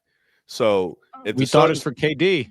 Yeah, it's going to be for Book. It's the Suns are sitting there like, man, it's over. Houston will call immediately. Yo, we got a couple dudes. We got your picks. Stubborn though, man. I don't think Devin Booker can't go through another rebuild that's spearheaded by Tyus Jones and Nick Richards. He does not deserve that. Yeah, I don't think that's the way. Or Ryan Dunn, that's the other young piece. This is going to be the first edition on Pick a Side of This or That, and it's going to be featuring Amen Thompson, because I'm looking at ESPN's top 25 under 25 list, and Tyler Hero, Jalen Green, Derek Lively are above Amen Thompson. Those are not the names I'm going to name. I'm going to name other players in this list that are more intriguing, but let's get into it. Who are you taking, this player or that player? Amen Thompson edition. First name up, Brandon Miller. Amen Thompson. I took him in the draft. I really like Brandon Miller, but Amen is already a guy who has an elite impact in so many different phases of the game with his defense and his rebounding. There's more playmaking to tap into. Already, he's just a winning star. And I have more questions about Brandon Miller with some of the finishing and rim pressure stuff and what level he gets to defensively. So I'll take Amen. Did everybody take Amen? Did you take Amen, no. Drew? I'm taking Amen for sure. Okay. Logan, this is tough. Yeah, I'm taking Amen. Dehls, you're taking Amen? Yeah, come on. Yeah, this is difficult for me, but I'm going to take Amen Thompson too, just because of all the intangibles that he has to offer that Brandon Miller doesn't. Next name up, Darius Garland. Garland. This season, Garland's been incredible. I'm taking Amen. I would take Amen for long-term upside as well. Because my thing is like the floor with Amen, which everything he already does at like a best in the world level, transition offense, defense, rebounding for a wing, cutting. He's so like he's smart. as He's good off so ball as you can be. smart, He man. really is. And then if he does really get to a level where he's an on-ball star, that could be a top 5 player. But the floor is like a top 30 player. So if I have that range, Garland doesn't have a ceiling close to that as much as I love him. So I would take him out. Who's been better this season? This season, Garland. That's kind of where my If if I'm taking long term, I'm going to go with the upside of the athletic freak. I agree, but I think this year, I think that's kind of where my head's at. I'm with you. I understand the amend point, but Garland's been so incredible this year, and I've been a guy who's been vocal against him in the past. He's been amazing. Joel said long term. I'm going. Yeah, this long term for me. I'm Joel's going to been man saying long Thompson. term. My ears don't Or work. didn't know the Apologize. rules of this or that. Shout out to this or that. I'm going to take him. Very to read the similar fine Would You print. Rather. Okay, I'm going with Amen Thompson too. It's just the ceiling with him that I'm enamored by right now. Everybody picked Amen, correct? Okay. Yep. Next name up, LaMelo Ball. Thank God I got out of that. I didn't answer. Oh, you're sick. I'm taking Amen Thompson. Amen Thompson for sure. I'm taking LaMelo. Over LaMelo Ball. Why is it so easy for you guys? I mean, Because LaMelo's Amen already does like Amen wins games. he already does about He's a 70% of the game. All right, calm down. Why would I take LaMelo over Darius Garland is really the question. When Garland is so much more polished. Start conversation. Carson, better don't- shooter, Carson, better playmaker. Carson, don't make know, my right? dick hard. Don't, I hear I may have already done it. don't get me Finishing hard, is bro. better with Garland. He literally shoots Don't do 60% it. on floaters. He's not just back. You watched And him I live, had bro. some doubts You last watched year. I him hate live. to say it because I always loved Garland, but he is not just back. He's way better than ever. I Everything wish he's awesome LaMelo offense. played on the Cavs. Carson, my bro. Yeah, he'd be doing some crazy shit as he does everywhere. Thank you. LaMelo's Oh, really good. crazy in a Oh, negative sorry. way, By that I thanks. mean turning. Yeah, the ball over whatever. and You're a missing hater. throughout the game. You're a I hater. really like LaMelo. I think what he's done in Charlotte is really impressive, but I prefer Garland. Am I gonna get swayed by peer pressure here and take Amen? I'm just Take LaMelo. Be a LaMelo guy. I'm just not going to answer the question if that's okay. I'll Neither go on one to of the them are next your name. fans. Wait, all right, hold the fuck on. What? So Riv passes on. No, Garland or Amen? Answer right now. Hey, but that's different. Answer the question. Drew, can I make a pitch? Can I just make my pitch in my case? Okay. It's almost your Joel mom. is not a fan of LaMelo. And Joel is not a fan. That's why I had to bring it back to you. I had to come back to you to But get me, your answer before I Garland- could get to Joel. Drew, you know how me and Garland go. You know I how know. me and men go. You know. But that's why I need an answer. He knows it's Amen. That's why he's not answering it. If it was Garland, he would answer it. It's a men, but I really didn't want to do that. You know what I'm saying? I can't pick Yeah. between my Yeah. guys. All right, now LaMelo Ball or Amen Thompson, Joel. Come on. I am more fearful of LaMelo Ball making this age poorly. As I'm you gonna be should. honest. LaMelo Ball's Like incredible. that. at That's the basketball. fear in me. Because what if LaMelo goes to a good situation, is with a good coach, and cuts out some of that negative stuff? You know, he's a. I don't know. I think that LaMelo is just more polished and refined right now. I'm gonna go with LaMelo Ball. I'm going with LaMelo. You hate Great job. LaMelo, by the way. Next name up, Cade Cunningham. Cade. Oh wait. Yeah. Oh wait. I was waiting for this name. I'm I going with would Cade. take Cade. Yeah. I'm taking a men. This is hard. I think I'm gonna take Amen. I don't know. So LaMelo over Cade. Yeah. What? Make that make sense.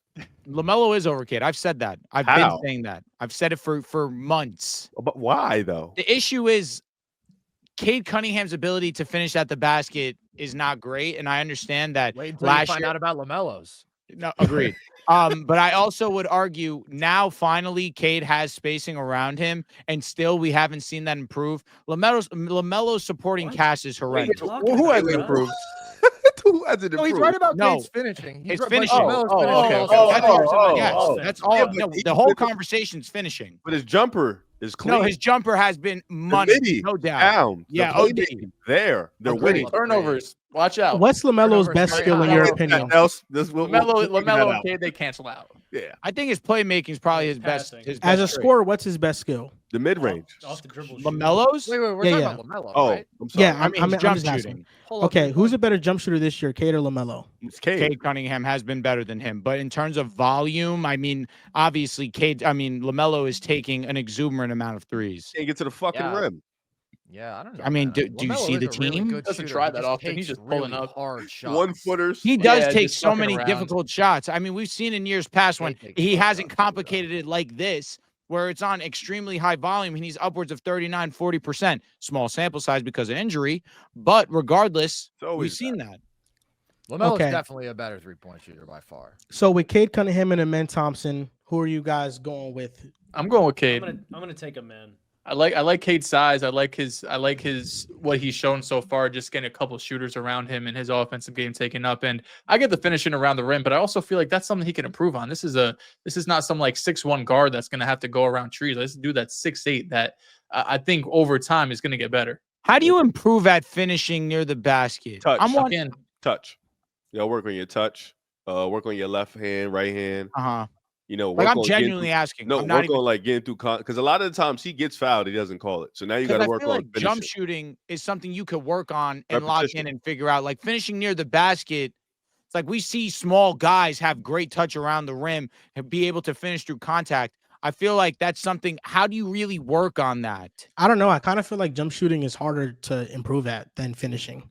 I Yeah? think, there's a lot of players that try to fix a jump shot that never can. I mean, we see It- big men I mean- go from strictly interior players to players like Brooke Lopez and Al Horford I think finding it's a jump easier shot to and improve extend. as a jump shooter. Here comes Because the here jump comes shooter is the just it's a comment. harder shot. It's so much more technique, though. You can totally rework your technique. You just Here go comes- on here the jump line, shooting. Upper and half, put your in lower the half. As a reps, jump man. shooter, finishing, so much of it is athleticism. It's your God-given length. Yeah. Wow. Like it's things like that. Amen, brother. That's true, And but Every I inch think matters. I damn think it. in the Yeah. conversation of Cade Cunningham that he has length, he should be a better Doesn't have finisher. length. I agree. It's just the I lack think of that's why I'm a little bit That's what I'm concerned. saying. If He it's should burst, be. Yeah. You know, That's the why I'm size is concerned there, about it a athletic, little bit. physical. And that's why I'm Should taking be. a man. I'm taking a man because of the I athletic would take a differences. man. I would Good. take a man because I think that he is so incredibly versatile and he has a potential to, again, impact the game in every phase, on ball, off ball, offensively and defensively. He's already a first team all defense level guy to me in year 2. So clearly is like that better offensive floor raiser, dominate the ball, make every decision for you. And this is really close for me, but I will take the versatility that I get in building around a man in all the different ways that I feel like I can win with him.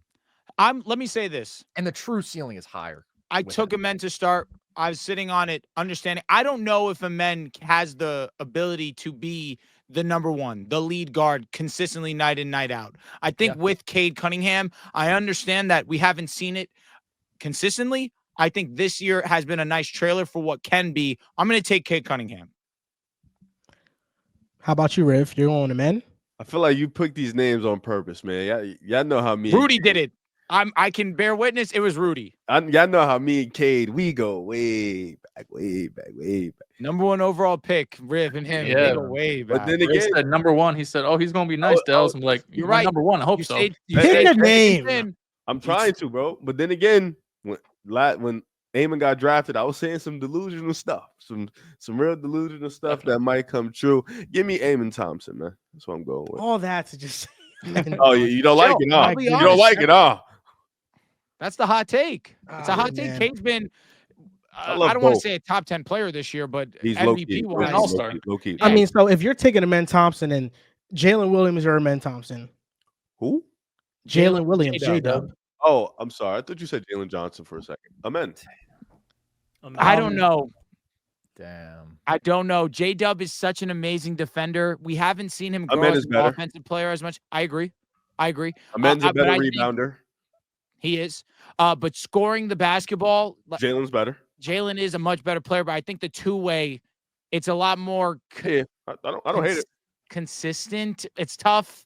It is. I 'cause think he can Eamon's stretch. not you know. He can still finish at the basket. Maybe not this year. He hasn't been the most efficient, but last season, he was one of the most efficient scorers, both getting downhill and shooting the 3 ball. His defense speaks for itself. I think it's J-Dub, but man, if Amen figures out how to be a lead guard, I mean, this could be a non-conversation so quickly. That's the thing. That's the thing. Like, if he really does become that level of an on-ball creator, and the floater touch is already so much better, and the finishing is nasty. And the first Amazing. step is like nothing you've ever seen from a 6'7" dude, and the handle is so LeBron good for that size and the footwork. Oh, LeBron's Sorry. bigger.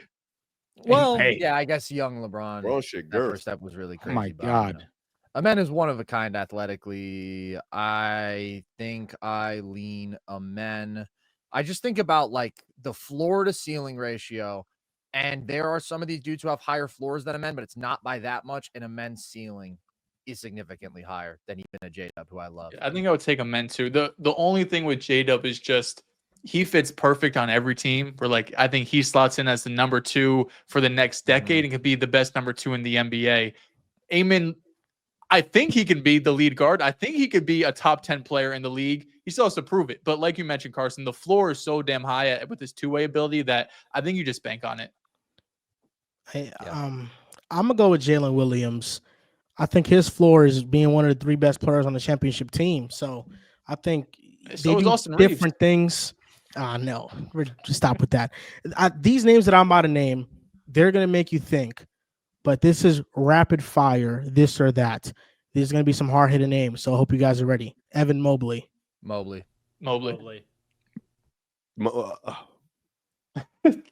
Amen. Wow. That's ballsy. I hope we do not Amen. have an Evan Mobley hater among Amen. us. I have no problem with Wow. Mobley at all. I love Mobley. This one's actually pretty easy for me. I think Mobley's already a top Lost 20 me. player. Lost me. Wait. Stop. Evan Mobley's ceiling is much higher than Jalen Williams. I have Evan Mobley. No, I'm talking about He's Drew talking just to took me. Jalen Williams over Amon, but take Amon over Mobley. That's when I jumped in because Evan Mobley's ceiling is much. He's already a better player, but his ceiling is much higher than J Dubs. Much. We'll Evan get back Mobley's to already this. a top 4 defender in the world. This next name I have for you guys is Tyrese Halliburton. Oh God, give me Amen. Amon. I would take Amen. Give me Darius Garland. Better though. Give me Cade. Give me Jamal Murray. Let's keep Carson, are you co-signing Like, behavior? Give me whoever. You Well, do I'm not Westbrook right co-signing now. that, but I am taking Amen over Tyrese. I love Amen, and I have We know. loved Amen. I'm going to take Amen. You love Tyrese. You love Tyrese. I do like That's Tyrese. what- a lot, that's what I but thought you were I gonna love say. Amen more. Give me the most healthiest version, locked in October, November basketball of Tyrese Halliburton. That's who I'm going with. That's not the time of basketball you want to be your best, but Chet I like Tyrese Holmgren. a lot. I would Oh, take Chet. It's Chet. I took Chet. Amon over. What? I took Amon over Mobley, so I'm gonna take Amon over Chet. Okay. Wow, Fuck it. if you are pushing this. but I Mobley's love better it. than Chet. Franz Wagner. Chet came out crazy this year. Amen. That was nuts to say. Ooh, Franz is tough. Franz is not tough. Give me Amon. Franz is tough. He is tough, Riff. It was Respect Carson. It's the same thing for J Dub with me. So Can I ask a question? I'm kind of still stuck on. I know it's supposed to be rapid fire. Do we still think there's another level for Mobley to get to in his offensive game? Yeah, for sure. Yes. For But sure. like, what is it? I mean, I initiating get even more more from the perimeter, running pick and roll, like he is still much I more mean, of a better shooter. And he's already doing a lot of this. Like it's just so Mobley makes it look so easy sometimes. Like he's shooting the ball well this year. I mean, you're looking at a guy like I don't want to get hyperbolic here because I think this is one of the top 20 players of all time, but like fully unlocked, fully unleashed, I think you're looking at a Kevin Garnett. Like if it's fully unlocked, it may be better. What do you mean by that? Because are you saying like Defensively and offensively, I think you're looking, but with more floor spacing, more ball handling, okay, I see even. what Like you- I think that KG praise? That's a lot. That's a lot. The It high is. bar. He has that sort of unique fluidity and ball handling for being a 7-footer, basically. And the I mean, that's like maxed out, KG right? is a crazy, crazy high bar. He's not going to get there, but I see what you're saying. Like, could be the closest thing. Yeah, like play Because style. Yeah, today's J-Dub's NBA defense play on the style. perimeter is pretty incredible. I think he's an amazing defender, very active hands. I think on the Great. offensive side, this has been a down year, especially I know he's been in the league only 3 seasons. However, last year, he was so efficient getting downhill as a three-point shooter. I feel like his offensive game, if you combined it with what his defense has been this year, we're talking about a top 25 player in J-Dub. Yeah.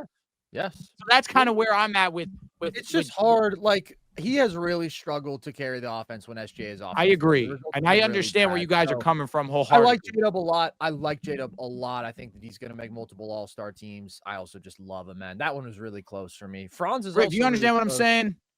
No. If you match his offense last year with his defense this year, Mobley's defense is just 10 times better. but his He's talking about offense, J-Dub. J-Dub's offense is what I'm saying. Yeah, well, Mobley is a top 20 J-Dub's player. offense is good, but Mobley's offense, I Mobley's think a the top gap, 20 Mobley player. clears I think J-Dub the no gap matter in what. defense is Yeah. higher than the gap. I think Mobley has a lot of skills offensively. I think now he's been able to shoot the ball well. He's Top never been a 20. poor shooter, but he could finish around the basket well. He could handle the ball. He could initiate as well. He's somebody that you can run your offense through. So I don't think there's True, a it's gap like- between Mobley and Williams offensively.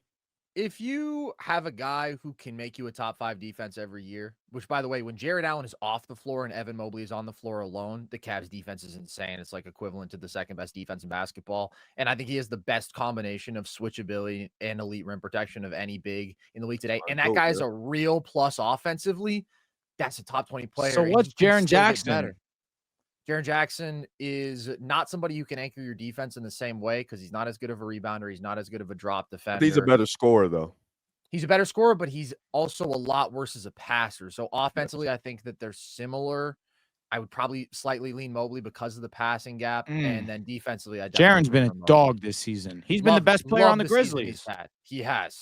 He's been a great scorer, but he is a really, really bad passer. So And he does Franz have some of those Wagner. key defensive limitations. Franz is tough. I'll take Because him if you're telling me Franz is going to consistently be this level of scorer, this level of shooter, I would be taking Franz. It's just, do I believe in this year he's having right now that this is what's going to be going forward? I would take Amen. Paulo Banchero. I don't know. Paolo. Paolo. I'll take Paolo. Okay. And Did you steal this list? no. I saw this What on do you- Twitter. Steal? What do you mean steal? I steal, These are like- names. Like take somebody tweet because I saw these same names. Rick Anthony- does it all the time, so I wouldn't surprise you. You know, it's okay. No, I definitely do. Who'd you say? Anthony Edwards or Amen Thompson. Okay. I would take Yeah. Amen. No, Calm Ant- down. And this will be the last name You're that taking I. a Wait, what about God? Dehls? Wait, what I about said God? Ant-Man. I said Ant-Man. Oh, Oh, listen, it's a closer race. I'll be that Carson, guy. last question. Is I'll be Evan that Mobley guy. the best player on the Cavaliers? Huh? Is he their best player? Is he the best player No. on the Cavs? Has he been their best player this season? I think probably, but I would still take Donovan Mitchell for a playoff run Okay. right now. I think Mobley will be their best player, and I think it's Mhm. quite close. I also think Garland has been really close this year. I think their big three are all between like the 15th and 25th best player this year. But Mobley's So they the guy have I'm highest three on top long-term for 25 sure. players, in your opinion, This this year? season. Yeah. So if they don't win a championship, they failed this year. No. Well, I don't know. It depends on like I guess how you view No, because that. Garland I still just has think to the prove he's a Thunder are playoff so player. great and Okay. the Celtics are so great that like the Cavs are still clearly third for me. There's just three really fucking great teams. I this mean, year. dude, they are on pace before this 3-game skid to win upwards of 65 to 70 It games. is off. We won the other night. Yeah. And also 2 of those games were without Mobley, so they don't really count. I understand that, but I'm saying in terms of pace, their win No, pace. I know they're on- great. I would still take the Celtics confidently in a 7-game series because the Celtics are that great and They are OKC is that amazing. great. I only say you have 3 top 25 players. It starts to come into conversations of tip or bust. That's Yeah. me. Garland, I don't know if I could stamp him as a top 25 player, but this year he has been for sure. He's been amazing. Say it again, Riv. Tip or bust? Chip or bust. Do you think? No. No, wait. I think They ECF have, they have to be competitive at ECF or least bust. against the Definitely Celtics. ECF or for bust, Definitely guaranteed. ECF or because bust. because I feel like they haven't they're playing amazing right now. They're playing at an elite rate. They still have things to prove. Like Garland's, you can say he's having a top 25 year in the regular season, but he still has to prove he can translate to a good level in the playoffs. So it's different. Mobley played really good in the playoffs last year. He has to continue to ascend and show that jumper is reliable in the playoffs. So this team still has to get over that hump, and I think that's why I think it's more ECF or bust. If you lose in the second round, in the first round, I feel like you're disappointed. But if you're in the ECF and you lose in like 6-7 games to Boston, I wouldn't look at that as a failure. I agree. I agree with that.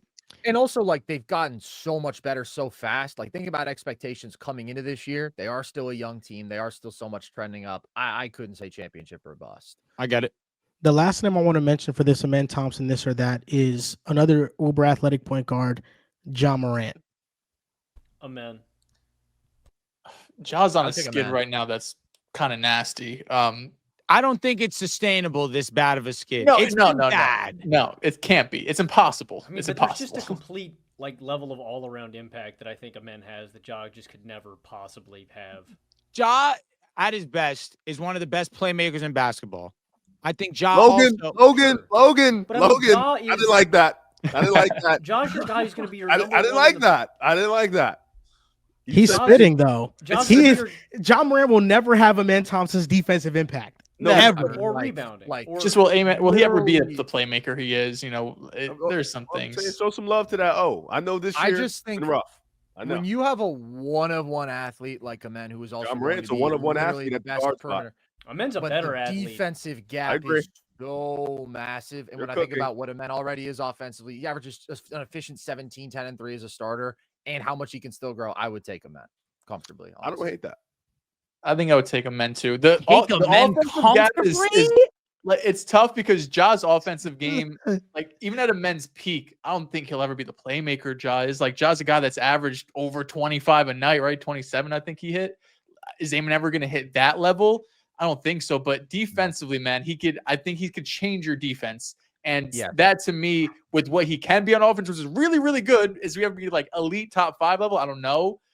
I think I'll take Amen. And he's Riv. also Amen Sorry. is so much better off ball, which is such a big thing. Like He I do better have my be. issues with Ja. Well, yeah, but it's like a gap the size of the Atlantic Ocean, man. But what they that's, do if on he's not great off ball, he's irrelevant on offense, sadly. Yeah, but that means that if he can improve that facet of his Understand. game, I he has understand. both. I agree. I I agree. think this is going to be Amen Thompson for me because of the character. I feel like I can rely and trust him more than John Oh Morant my to stay out of God. trouble. Hell yeah, This brother. I'm going with podcast Amen has been Thompson. Riv, imagine I erratic. said that, Riv. Yeah, I'm Black History Month, bro. Didn't Ant-Man, if I recall, was on Twitter. Did he get suspended? hearing about some No. nasty- No, but he You know got what? fined fucking 7 times this year. Who cares? He's still playing well. It Go ahead, doesn't Drew, matter. speak, bro. Riv, I got to be honest. I respect the hell out of Ja.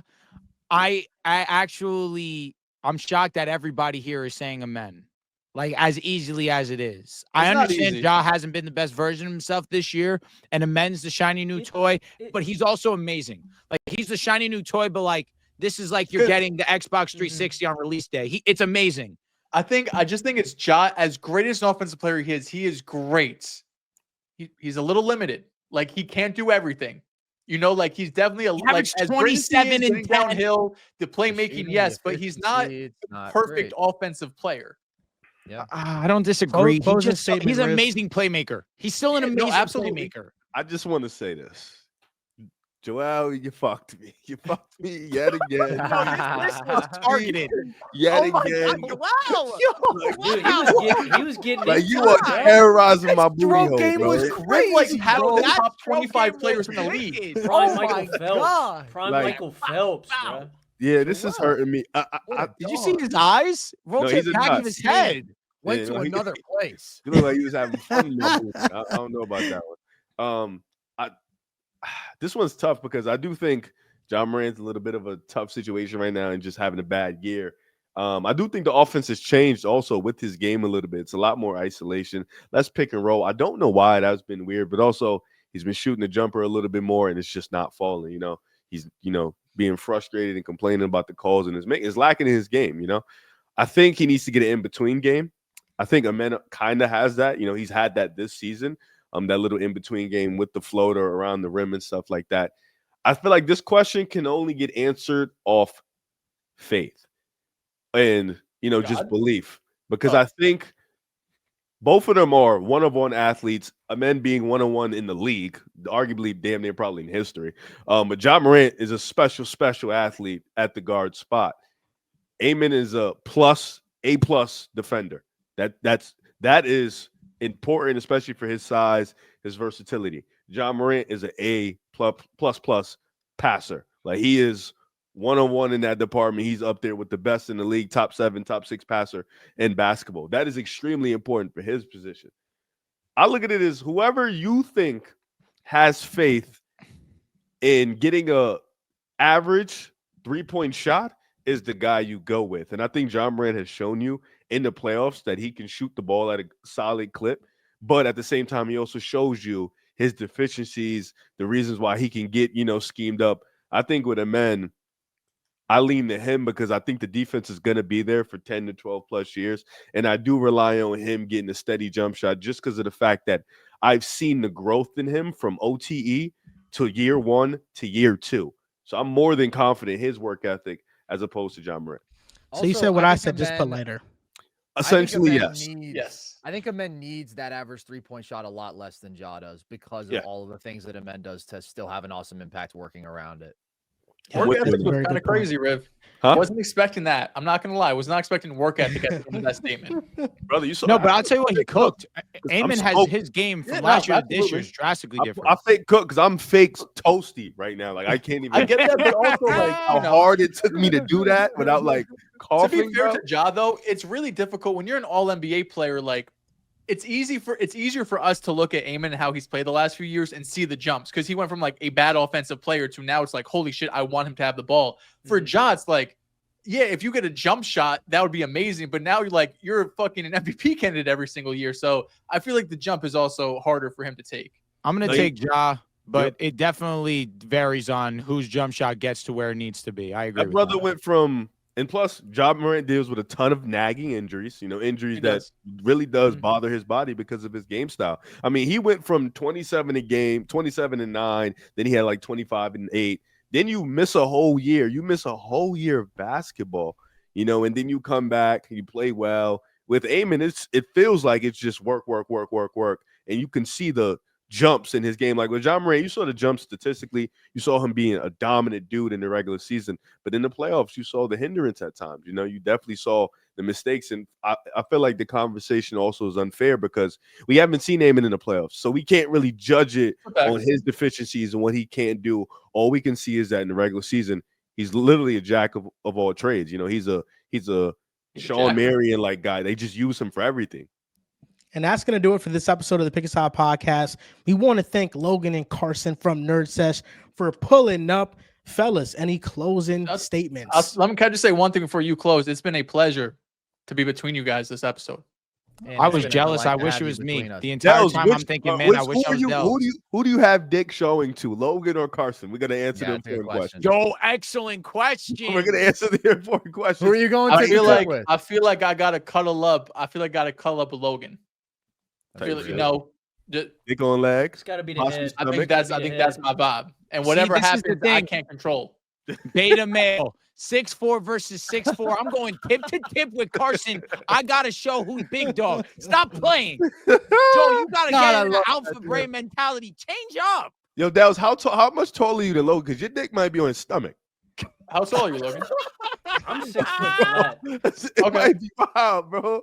I don't know. We bro. would be I don't going know. right tip to tip, Dehls. I think you might It would be be a little tip taller to than me, tip, but no it'd be- lie. That's why I'm saying. I'm just like, yo, come on, Dehls. Mandingo to Mandingo. I'd I'd be be a honored. grown-ass I'd be man. honored, but it's your choice. I think Logan and you would have a great time. So no feelings hurt over here. So any Just happy to be closing in the statements, conversation. fellas? Thank you guys for pulling up. I would go tip to tip with Riv for what it's worth if given the opportunity. You guys always leave me out, man. Drew, The damn, fuck? I just want to be Drew, tip to you tip can with both of penetrate you. Hey, I'll keep that in mind. Y'all want to watch something funny? Yo, Riv, I'd take Halliburton over Ja. Whoa. And he left. I feel like that goes beyond the basketball court, man. Wow. Halliburton was- over Ja is wicked, but that's a great way to get out of here, honestly. No, I like it. Thank you guys for having us. This is always an absolute joy. You guys are the best. Lamar clears. Best 3 Love hours y'all, man. ever. No, Josh does, but love you guys too. Carson, you're the GOAT. You're the GOAT, my friend. Thank you, dude, for being on the show. You guys can follow us on Twitter at Pick a Side Pod, on Instagram and TikTok at Pick a Side Podcast. Thank you guys for watching, and we'll see you guys next time.